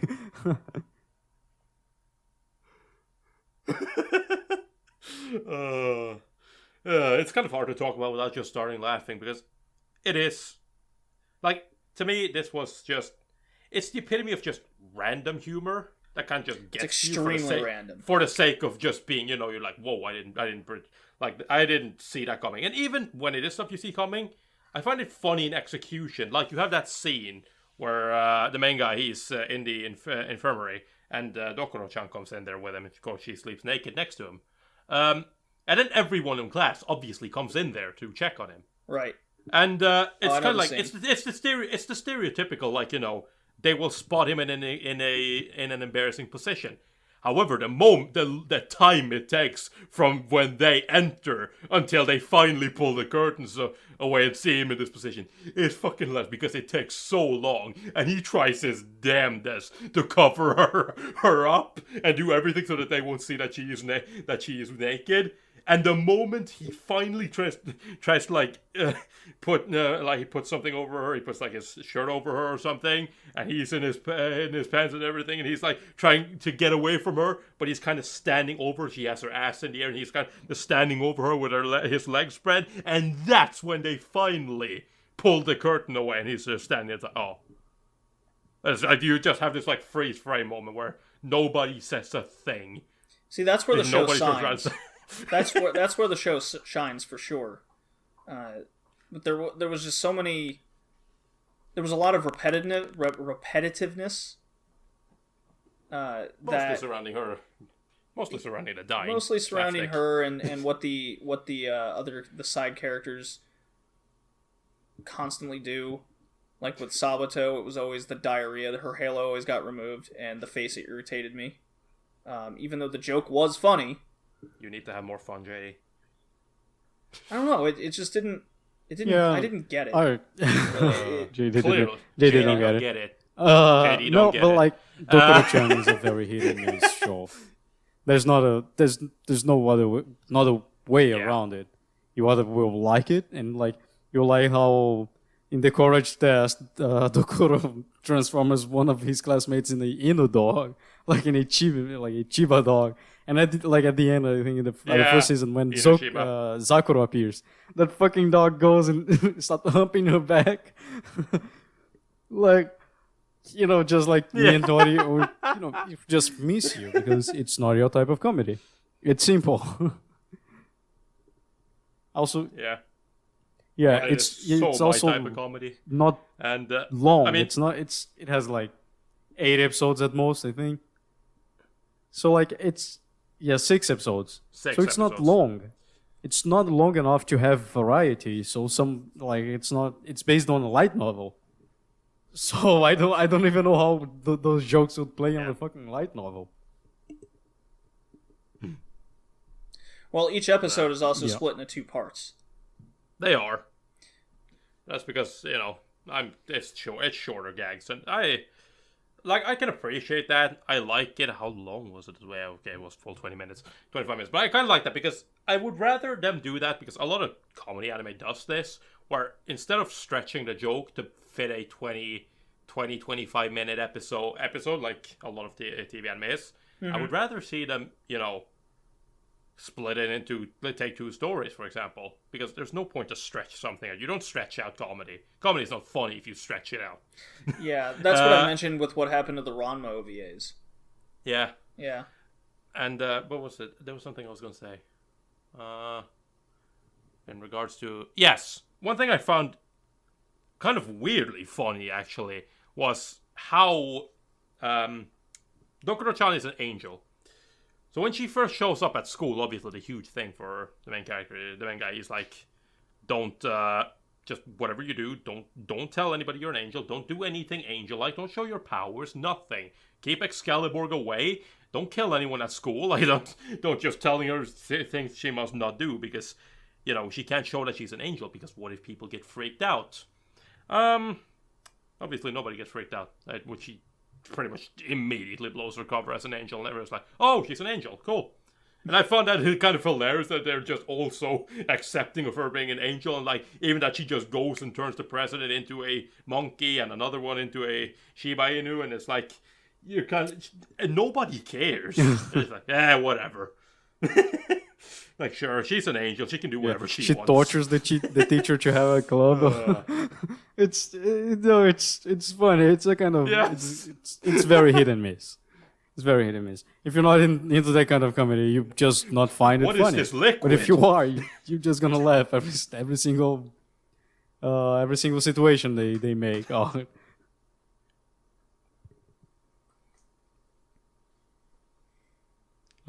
Or that scene where every person in the class, in Sakura's class, from the second season, where they're like, yes, you should totally, like, we're all friends here. Yes, we've been waiting for you this entire time. See, we even saved this curry for you. We're friends. Yes, we just couldn't eat without you. Blah, blah, blah. It's finally, there's like, turns out this is pretty shitty, poisonous curry that Dokuro made. And it's like, oof. It's like, yep, knew it. Not edible. Now you can die, and we are gonna go and eat the food. No one gives a shit about the main character whenever he's in a romantic situation with one of the girls. The male guys of the male students just beat him up every single time. Yeah. Yeah, that is also a typical, like, especially in a lot of Japanese comedy, and in a lot of Japanese shows, like anime in general. You have that, especially school anime, you have that, those scenes where it's some guy falls in love with a chick, or or one of the girls in class has, pays special attention to that one guy. They talk to him a lot, and everybody else gets jealous, and that's stereotypical where they just put on there's like fucking weird ass like black, black, and it's like, we're gonna lynch him. He's gonna die. KKK guys in they're the best. That's not the culture, by the way. That's Baka to test. Yeah. No, that is something else. But it's like but it's not just Baka to test. It's something you see a lot of time. Not necessarily to that degree, but like that same point. That jealousy is like, oh, he gets the girl, huh? Let's beat him. Or it's like, in this case, it's like, he gets attention of girls, and, you know, he's like, oh, they have a moment, and then everybody's disgusted by him. Because it's like, ugh, you're that kind of person. Oh, you made her cry. Like, what the fuck is wrong with you? I hate you. It's like, you sit there, it's like, these guys are technically friends, but they don't seem like friends at all. Like, not even a little bit. Yeah, it was weird. It was weird when I realized that I just wasn't into it. Because I generally like a lot of comedies. You know, like I can see people not liking Not the good ones, Dokuro-Chan. Like I seriously, it's a very unique kind of humor.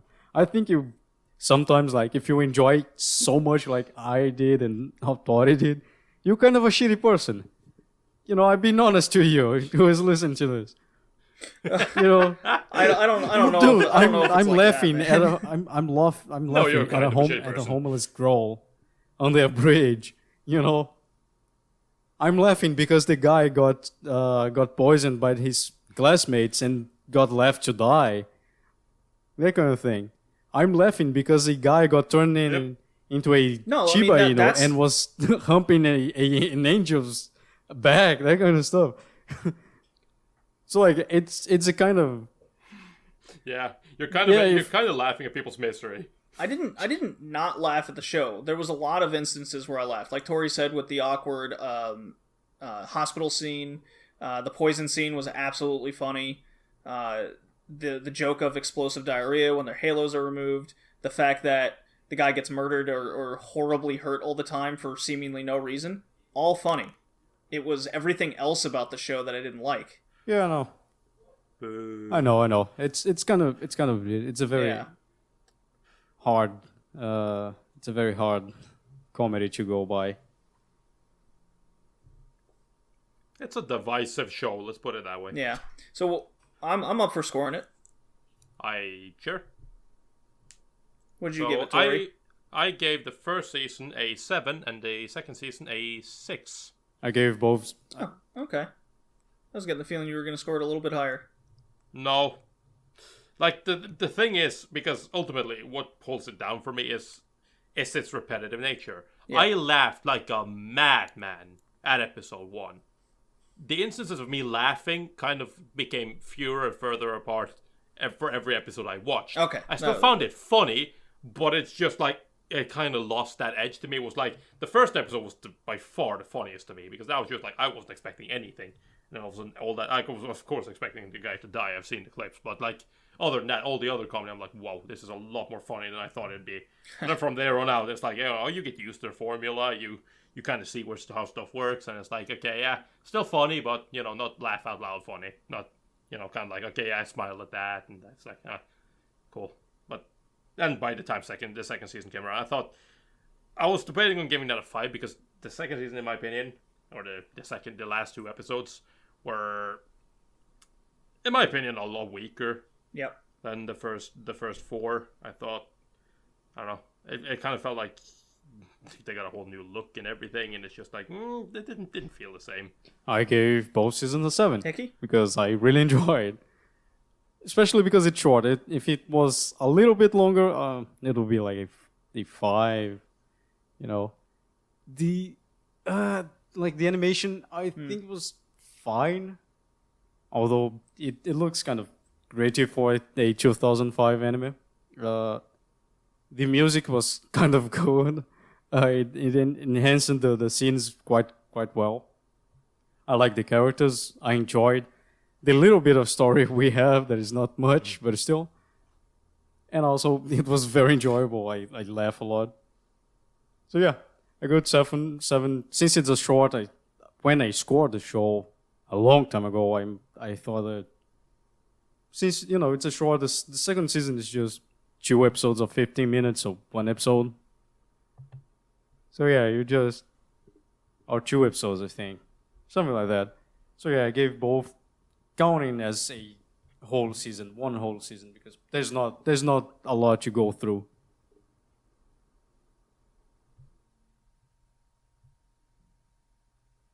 So I not to beat a dead horse, so I didn't quite care for it, but I did laugh for at least half of it.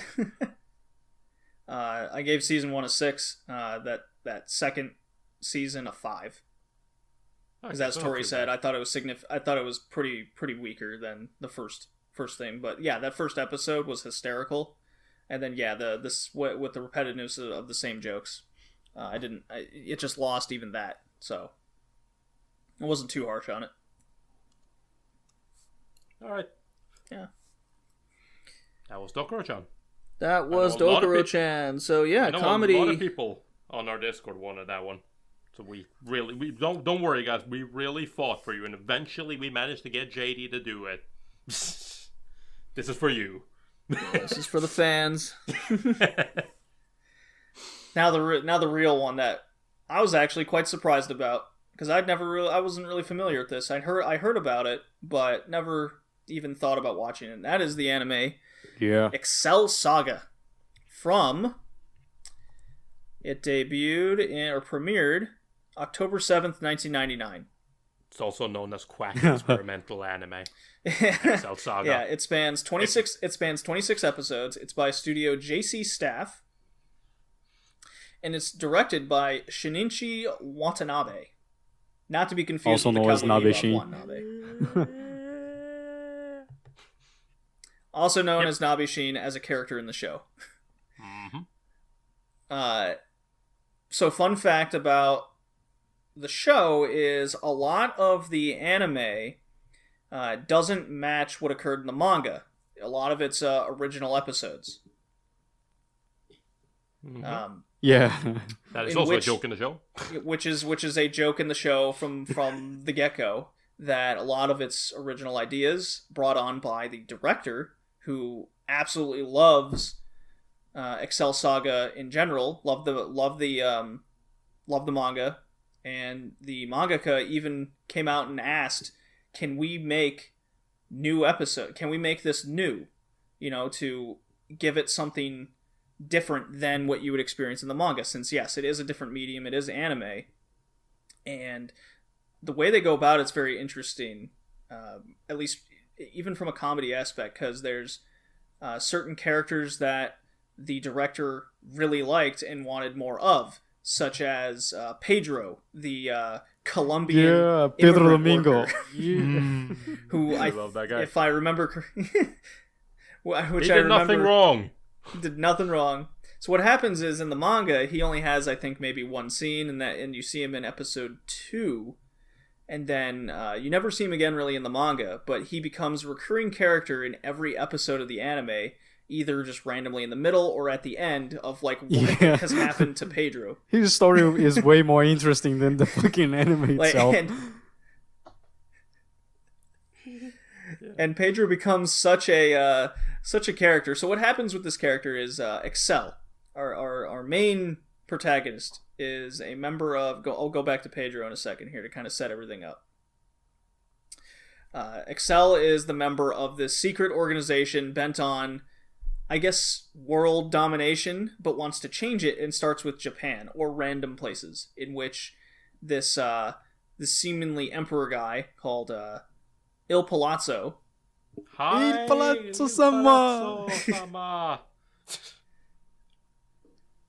He heads an organization called Across. So Akurosu. he always has this plan every episode to change the world or do some research over certain things that are happening, and they call them experiments. Every episode's an experiment of trying something new. Hence why every episode is seemingly then a parody on be it a genre or a trope in anime, or even the anime industry itself, or the industry itself. I mean, we see in episode 1 that the mangaka is he basically comes out and says, what was it, Tori? Wait.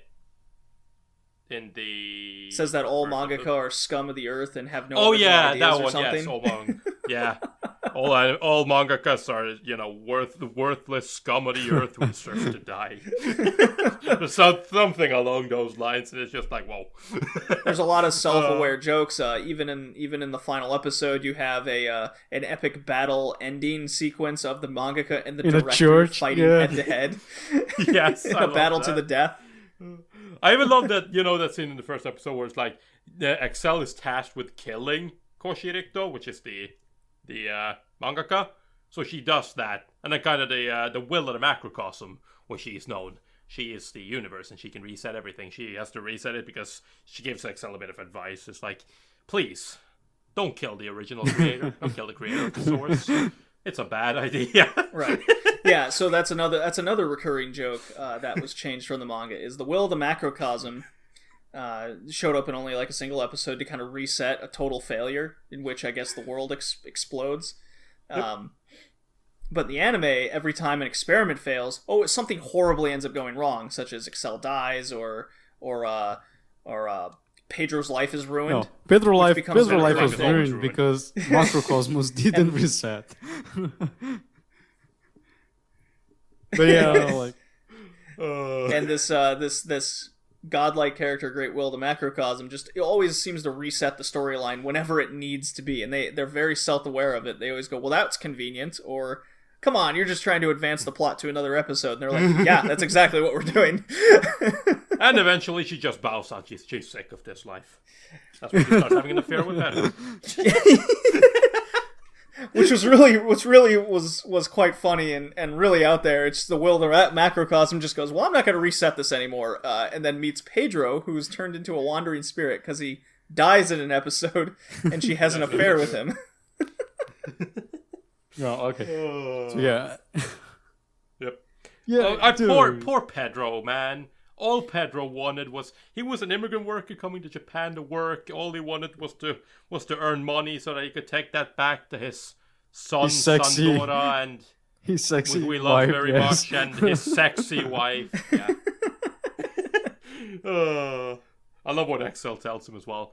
If you really love your son and your wife really is sexy, then you will work. Yeah, there was a lot of mangaka and director communication and compilation involved in a lot of this, because the director would come up with an idea to make the next episode, such as I want to make the next episode a parody on the Fist of the North Star, which they called an action shonen, and so the episode would start out with the mangaka going, I hereby approve for this episode of Excel Saga to be Fist of the North Star parody. Yeah, that is essentially the opening to every single episode. Every episode starts with basically a Koshirikto, or the guy playing Koshirikto. He just basically says that, like, I, Koshirikto, approve of the Excel anime as a comedy episode, or this episode of Excel Saga to be a comedy episode, or musical, or dog, or even an episode where no man is allowed on screen. Oh yeah, that episode was very... every time a man appears, the camera refuses. And because to there was pan no to males to be drawn, they hastened the shading of the characters. Because they have some money left. It was so good. That joke was one of the best. But I don't know. Let's try to lay down a story. Basically, you have Excel and Ilpallazo at the beginning. And Ilpallazo, they want to conquer the world as the Across organization. But Ilpallazo think they need to start small. So they try to conquer the city F on the state F, which in the manga is Fukuoka, one of the Japanese cities. So they start with that. Right. But Ilpallazo really doesn't give a shit about Excel. And all he wants to do is become a visual key. So what he does is go out there, you have I have this plan. You go down, you go to the city and try to succeed. And, as she goes do something, he'll just take a guitar and train chords. But so, Excel doesn't have money. So what she does is she works on part-time jobs, a lot of part-time jobs. And most of the episodes, although there's a specific genre to the episode, she's usually working on a part-time job to not die from starvation, or killing her dog, that chick Manchi, which is the emergency supply. She's just trying to survive and make the plans of her beloved Ilpallazo Sama become true. I'll do anything for you. Don't do this. I will go. Yeah. She speaks incredibly fast. Excel is hyper Genki. Takes it to a new level. And she is not very smart either. So she will ramble on about anything, no matter how stupid. And just to make a tangent here, kudos to the voice which actress. is the same one Holy as crap. Usagi from Sailor Moon. She's used to play. Yeah, I was just about to say she's used to playing annoying female characters. Excel was way less, way less annoying than Usagi. I read an interview. Oh, hell yeah! So there was an interview when they were casting, and it was the director and the mangaka were there, and when the voice actress came in and she did it, they didn't give her any cues on how to read the lines or anything. She just did it. Yeah. And her inspiration was, well, this is a batshit crazy manga.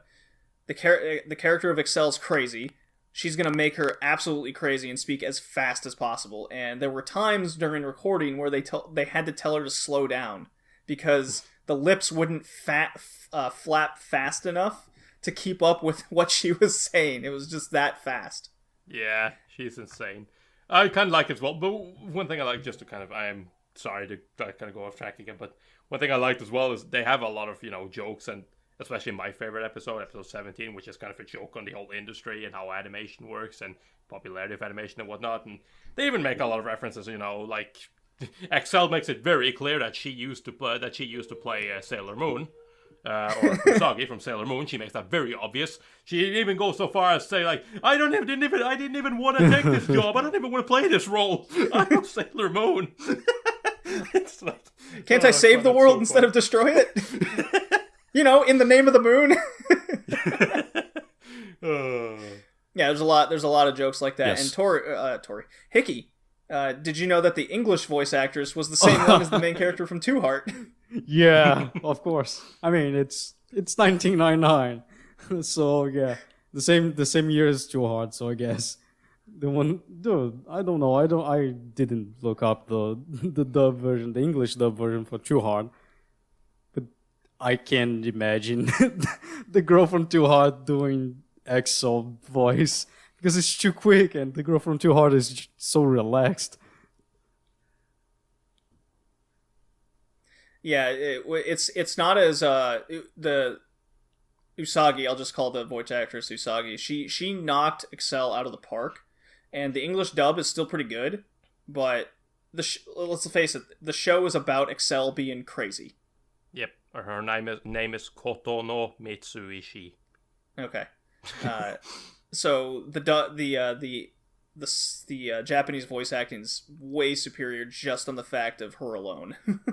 Oh yeah, and I think everyone nailed it. The voice, even the voice of Hayat and Ilpallazo, even in his deadpan ways of talking, it fits so perfectly. I think they all nailed the little aliens and stuff. And every episode, what I really appreciated was every episode was so unique from the last, and I think this enabled the same jokes to be used and not feel stale. Yep.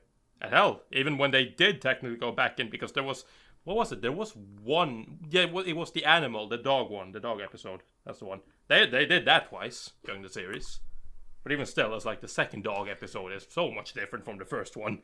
So it's even though it's technically the same, it doesn't become the same.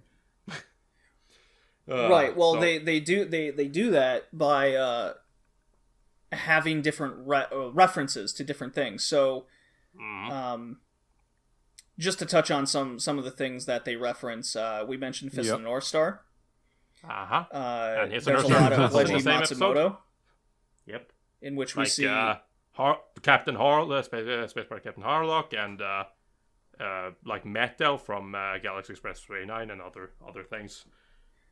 There's a couple of Shida no Joe references where their characters are getting a fight, and they're just like cross counter, and then it shows double, triple, There's cross Gundam, counter. of course.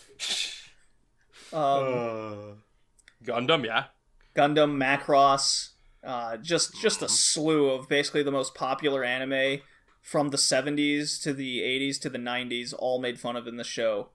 Paid homages to everything. Sailor Moon obviously is a big one, since Excel is voiced by the voice actors who did Usagi, so they do make quite a few references to Sailor Moon over the course of the show. Oh yeah. And what the show really likes doing as well is it's not just simply one reference. Like, they don't make one reference. They make a reference and then a reference in that reference. They love doing that. They love adding 2 references. They love layering references, basically.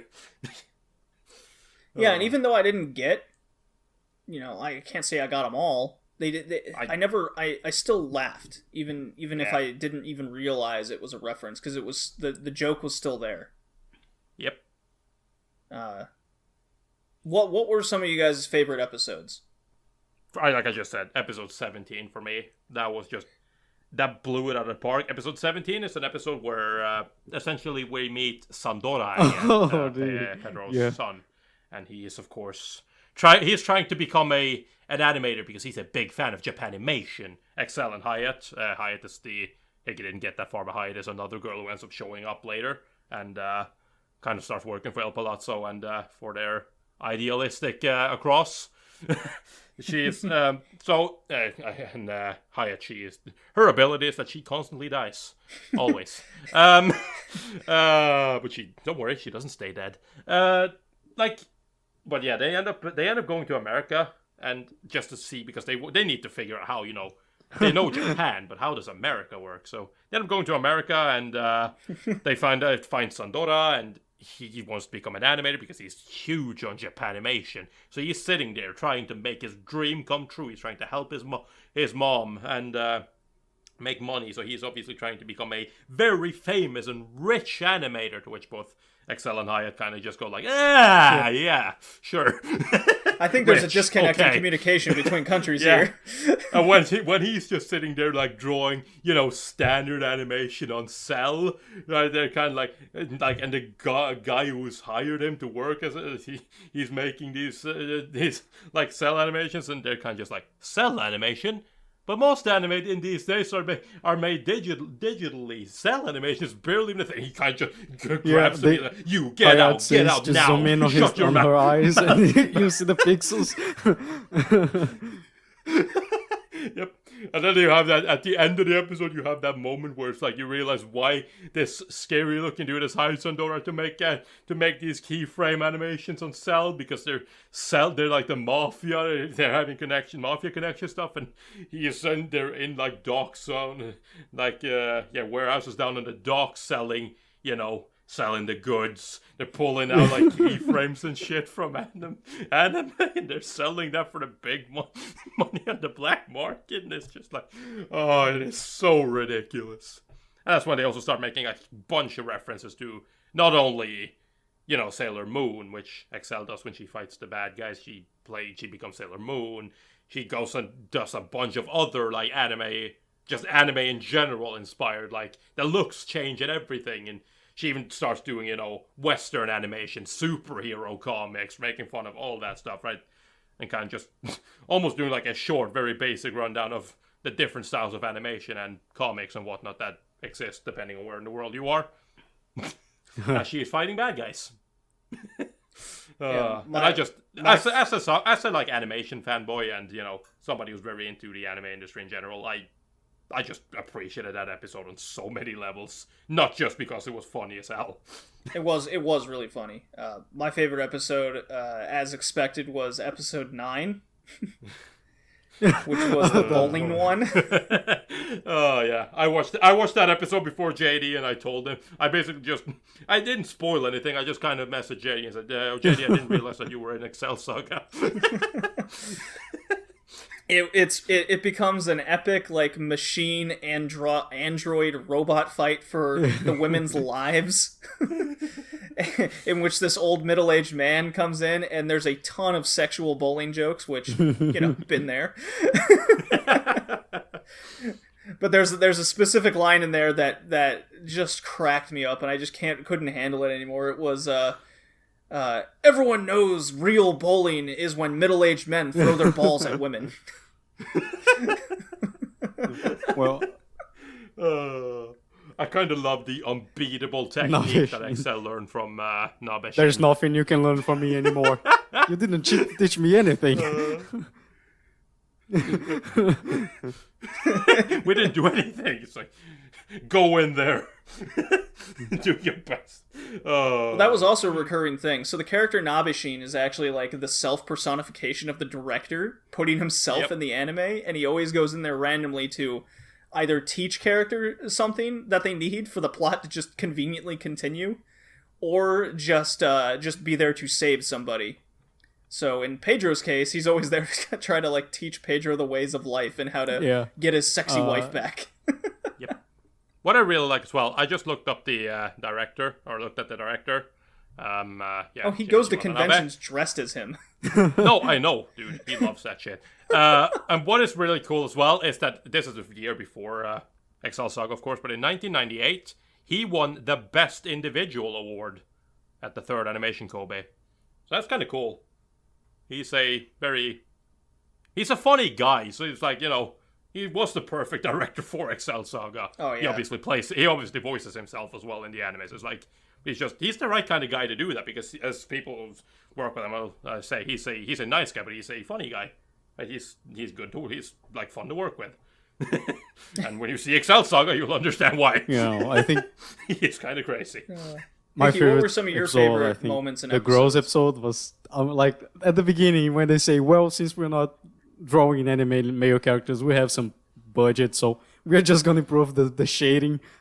I just started laughing, like the Menchi episode number 1 when Menchi kills the old guy at the end, cold-blooded with a pistol. Dude, that was fucking strong. The space opera one.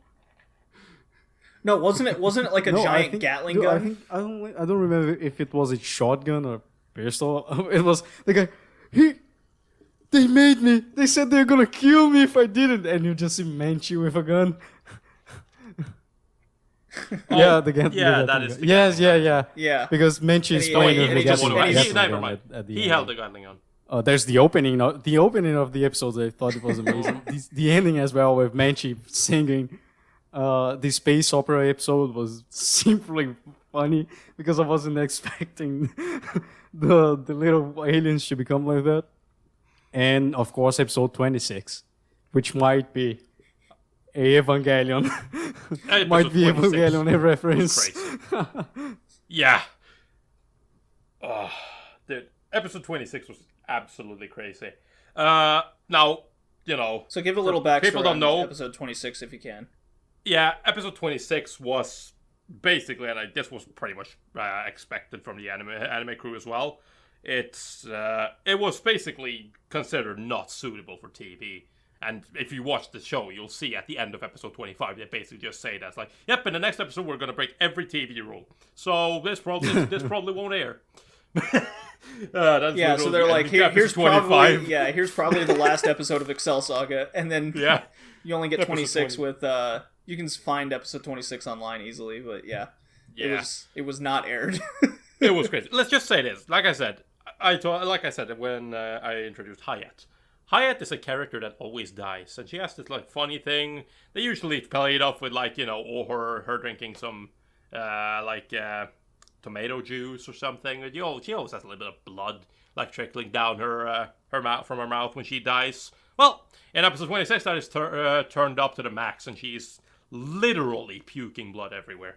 And it is not just small amounts. Even it is fucking Yeah. Even in the opening, like they are naked in the opening, and Hayato is just spitting blood, and like there's blood falling from her head and stuff like that. I was like, okay, there's something wrong with this episode. I get it. Why they're naked? Why they're anyway? Like, yeah, it's they go like you have a love hotel. The fucking pedophile guy goes to a love hotel with a little kid. Like, it is just. Also, I really like the pedophile scientist. Every single time. Every single time scene he was where surrounded by lollies, like little kids, and they were just singing, and he was just like kneeling down, reaching to the sky while he's talking to the guy. I was laughing. I love that Dr. Howie's like seriously talking about whatever he's doing, or like, yes, of course, I'm gonna have this complete, and it's like, well, obviously, she is an expert in this field. First one of the little girls, nah, like the most childish voice, and he's like, nah, like how you expect kids to interact. Just like he kind of does that flip, like his all the time, and it is hilarious. Yeah, he's obviously a pedophile. There was a moment in that love hotel where the little girl is all into it. She like takes a bath, and then she goes, and now I'm fully developed. I'm a grown I'm a grown woman now. Like her boobs have grown twice, and then he just walks out. I can't do this anymore. It's like I'm a grown up, even a grown up down here. She's got hair now, and it's just like, nope, not into that. He leaves, and she's just clamoring, just feeling no, don't leave. Ravage my body. I'm grown now. And in the meantime, Excel and Hyatt have switched bodies, and they're also in the love hotel, and Hyatt in Excel's body is about to have sex with a guy who is into her, or into Hyatt. He's now about to have sex with Excel, and then Excel in the body of Hyatt ends up, just kind of, being her flat self, kind of just goes under the crack in the door and appears in her room, and then she sees herself, and she is very infatuated with herself. She's like, oh, I look very good. Maybe if I do, I'm very sexy, actually. Maybe if I do poses like this, maybe I can tempt Ilpallazo, and eventually she just overloads, and she's just like, you know what, fuck you, kicks the guy out, and I'm gonna have sex with myself. Yeah, like mine episodes, there's a lot of sex jokes with the visual key when he's playing the guitar, like but like there's one episode where Excel is trying to get coins from the vending machine, and Hayato goes, "Oh, you're very good at it. Now I know why you were training that that finger technique." And Excel looks at her and say, "That wasn't a finger technique."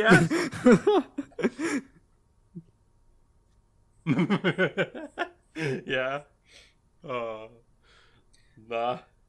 Honestly, I can just say this when it comes to Excel Saga. I was not expecting much going into it.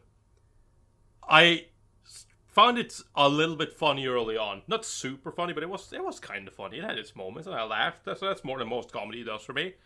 And it's kind of like, the more Excel Saga I watched, the further I got. The funnier it got to me. Granted, episode 17 is my favorite, and the one I laughed the most. And, closely followed up by episode 26, but I like to keep that in its own special place. It's kind of like, I didn't tire of it like I do with a lot of comedy, and quite opposite, actually. I just thought it got funnier and funnier as it progressed. Granted, I will say that the two last episodes, which were the Fist of the North Star reference episodes, that is basically where Koshi Rikto says he basically turns the anime into a serious anime. That's the actual last episode. He turned, no gags, no nothing. We turned it into serious anime. I will say, I wasn't huge on the first episode of the Fist of the North Star reference, and when they then also proceeded to take that and turn it serious, I did not really care for that either. It felt very out of character. Yeah, but then of course that's immediately made up by episode 26, so I forgive them for that. No, it was definitely a really fun show. As you said, Tori, not expecting much going into it, and it turned out to be a hidden gem, I would say, even though it was very popular. Yeah, definitely back then. No, I had me no as well. idea. Especially because Excel at the beginning kind of takes you off because she's super ganky, but you get used to her. But when you get used to her, on episode 4, they start using the trapdoor trope. And I think that was the only part of the show I wasn't feeling until they make the Jaws reference. Where she fall in and go, there's a shark! Hayato, give me a rifle! And explosives! and a Spielberg! And she throws like explosives like, thank you, Spielberg! And like when that happened, I was like, yeah. Now I have to pay attention when there's a trapdoor joke because there's probably gonna be something else with that. Yeah, that was funny. Yeah. I mean, like, you don't really know what to expect from Excel because basically in the first episode, when you meet Excel, you realize that she's ganky because she's graduating from school. She's just kind of skipping down, running people over, fucking. Just, being her annoying self, singing very loud about Akros, and he dies within like 2 minutes. she gets hit by a car and just dead. That's when you first are introduced to him. Well, macrocosm. That's kind of like because she resets and all, but that's kind of just where the show starts, right? You're like, okay, what is this? 2 minutes are gone by, the main character's dead. Just like, no, you can't die this early on. You need to be more careful. It's like, oh, this is not a normal show, guys. The beginning is very weird There's because you're expecting that 80s looking clothes, and then you just have a girl graduating from high school singing, and just bam, there's a truck. It was like, okay. And then like you go to the second scene, and you're like, okay, now we're gonna start the anime. She's being hyper ganky. Ilpallazo just take off a revolver and shoot her dead in the forehead. Resets again. It's like, okay, third time. Third time is the charm. Ilpallazo fucking gets a bazooka and again restarts. And then we start. I was like, okay, I know what I'm getting into. I kind of like it.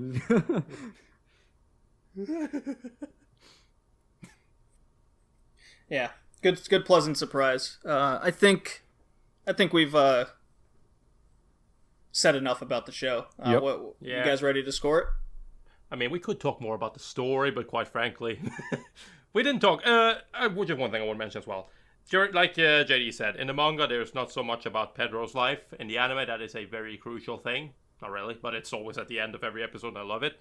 And that to the point where even when they have that recap Pedro the episode, movie. The recap episodes are often focused on yes. Pedro. And they even Also, have the one thing to mention about Pedro. Of Pedro the His movie. his OST, the original soundtrack for him is Housing of the Rising Sun from the Animals.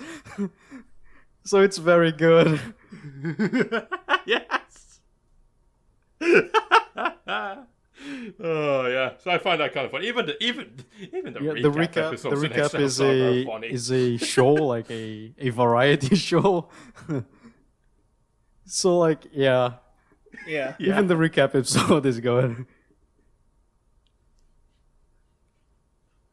Yeah. Well, no, I'm ready to score it. All right. I vastly enjoyed it. It's definitely something I've never experienced in anime before. I do recommend it for people wanting a good laugh, because odds are you're probably going to laugh at something. Yep. I thought about giving it an 8 out of 10. Honestly, couldn't tell you why I dropped it.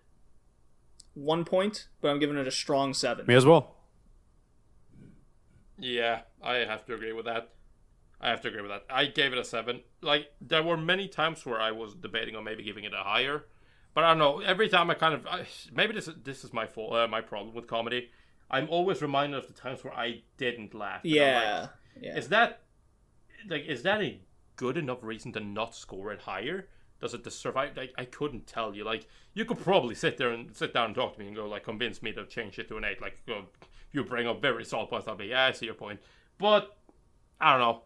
Like, and kind of ultimately when I ended up landing on my 7, what kind of brought it down to that 7, to put it that way. It wasn't necessarily brought down, but what kind of ended up cementing the 7 for me was when I remember those last two Fist of the North Star reference episodes, and I'm like, yeah, how much can I actually forgive them for doing that? Because I really didn't care for that. That's like there were also the I think I didn't like the show.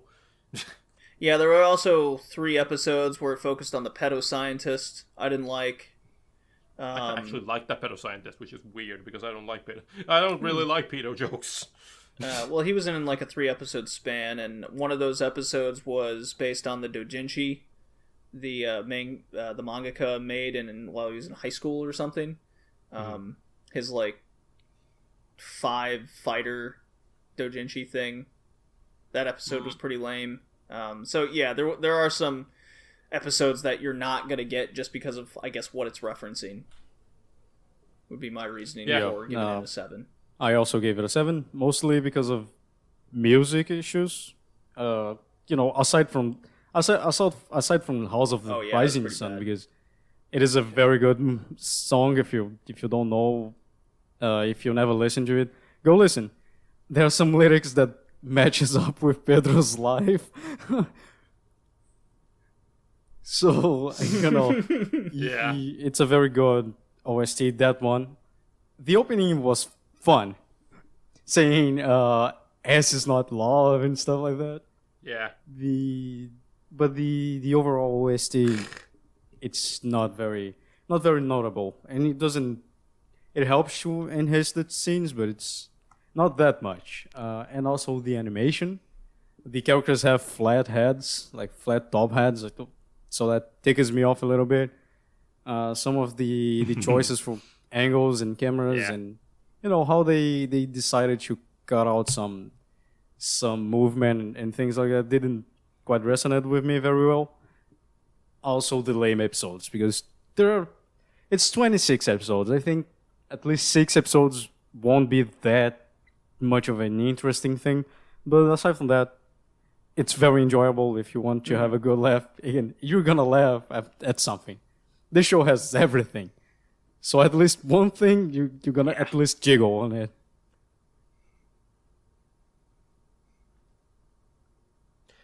Yeah, I find it hard to believe that somebody is going to watch this and just go like, let's put it this way. I find it hard to believe that somebody's going to go in here, watch this, not get a single reference, and not laugh at anything. I would be shocked. In that case, then this is probably one of your first anime. And why are you here? What are you doing watching this show? It's not time yet. Save it for later. I would not recommend it. Like, basically, I would not recommend this show to somebody who's just got into watching anime and they've only watched like 5 shows. I don't understand why you would be in 1999 looking at shows then, but hey, I'm not going to judge. There are good shows back there. But, yeah, I wouldn't recommend to you then, but if you watched a few shows, especially older shows, your Fist of the North Stars, your Evangelions, your Macrosses, your, anything from Leiji Matsumoto, Ashton Joe, like any of these, like not even there are so Sailor Moon. There are so many references in here that you're gonna get something out of it. And even if there's not necessarily a reference you're gonna be laughing at, you're gonna be laughing at one of the jokes. And if you don't, then well, I don't know. Maybe you just don't have a good. Maybe you just don't have a sense of humor. Just throwing the shade. Holy crap! All right, we all pretty much we all you like don't it. Have a pretty good much. Sense of humor. Holy crap! Tori. Really? Was that necessary? No, I changed. Hey, I changed it. I didn't say good sense of humor. I said I don't think they have it. Sure. Much worse.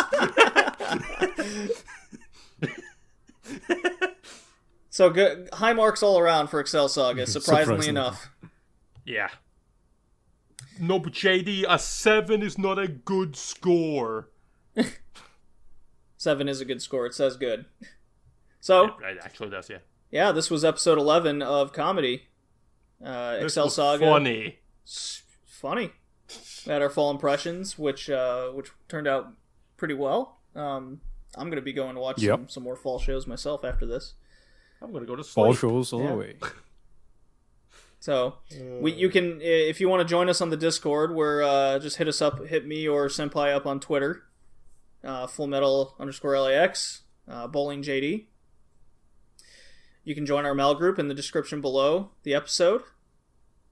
And you can find it on Stitcher, iTunes, Google Play, We are on a lot of radio, places. etc., etc. So I'm glad you all joined us. JD, did you have a sponsor message in the beginning? Yeah, drink David's tea. Okay, sure. How about that? Yeah, there you go. There we go. You guys like David's Oh, no, tea? I don't love live it, in North right? America. Oh, it's so good. But okay. I don't even know what it is. Yeah, okay, great.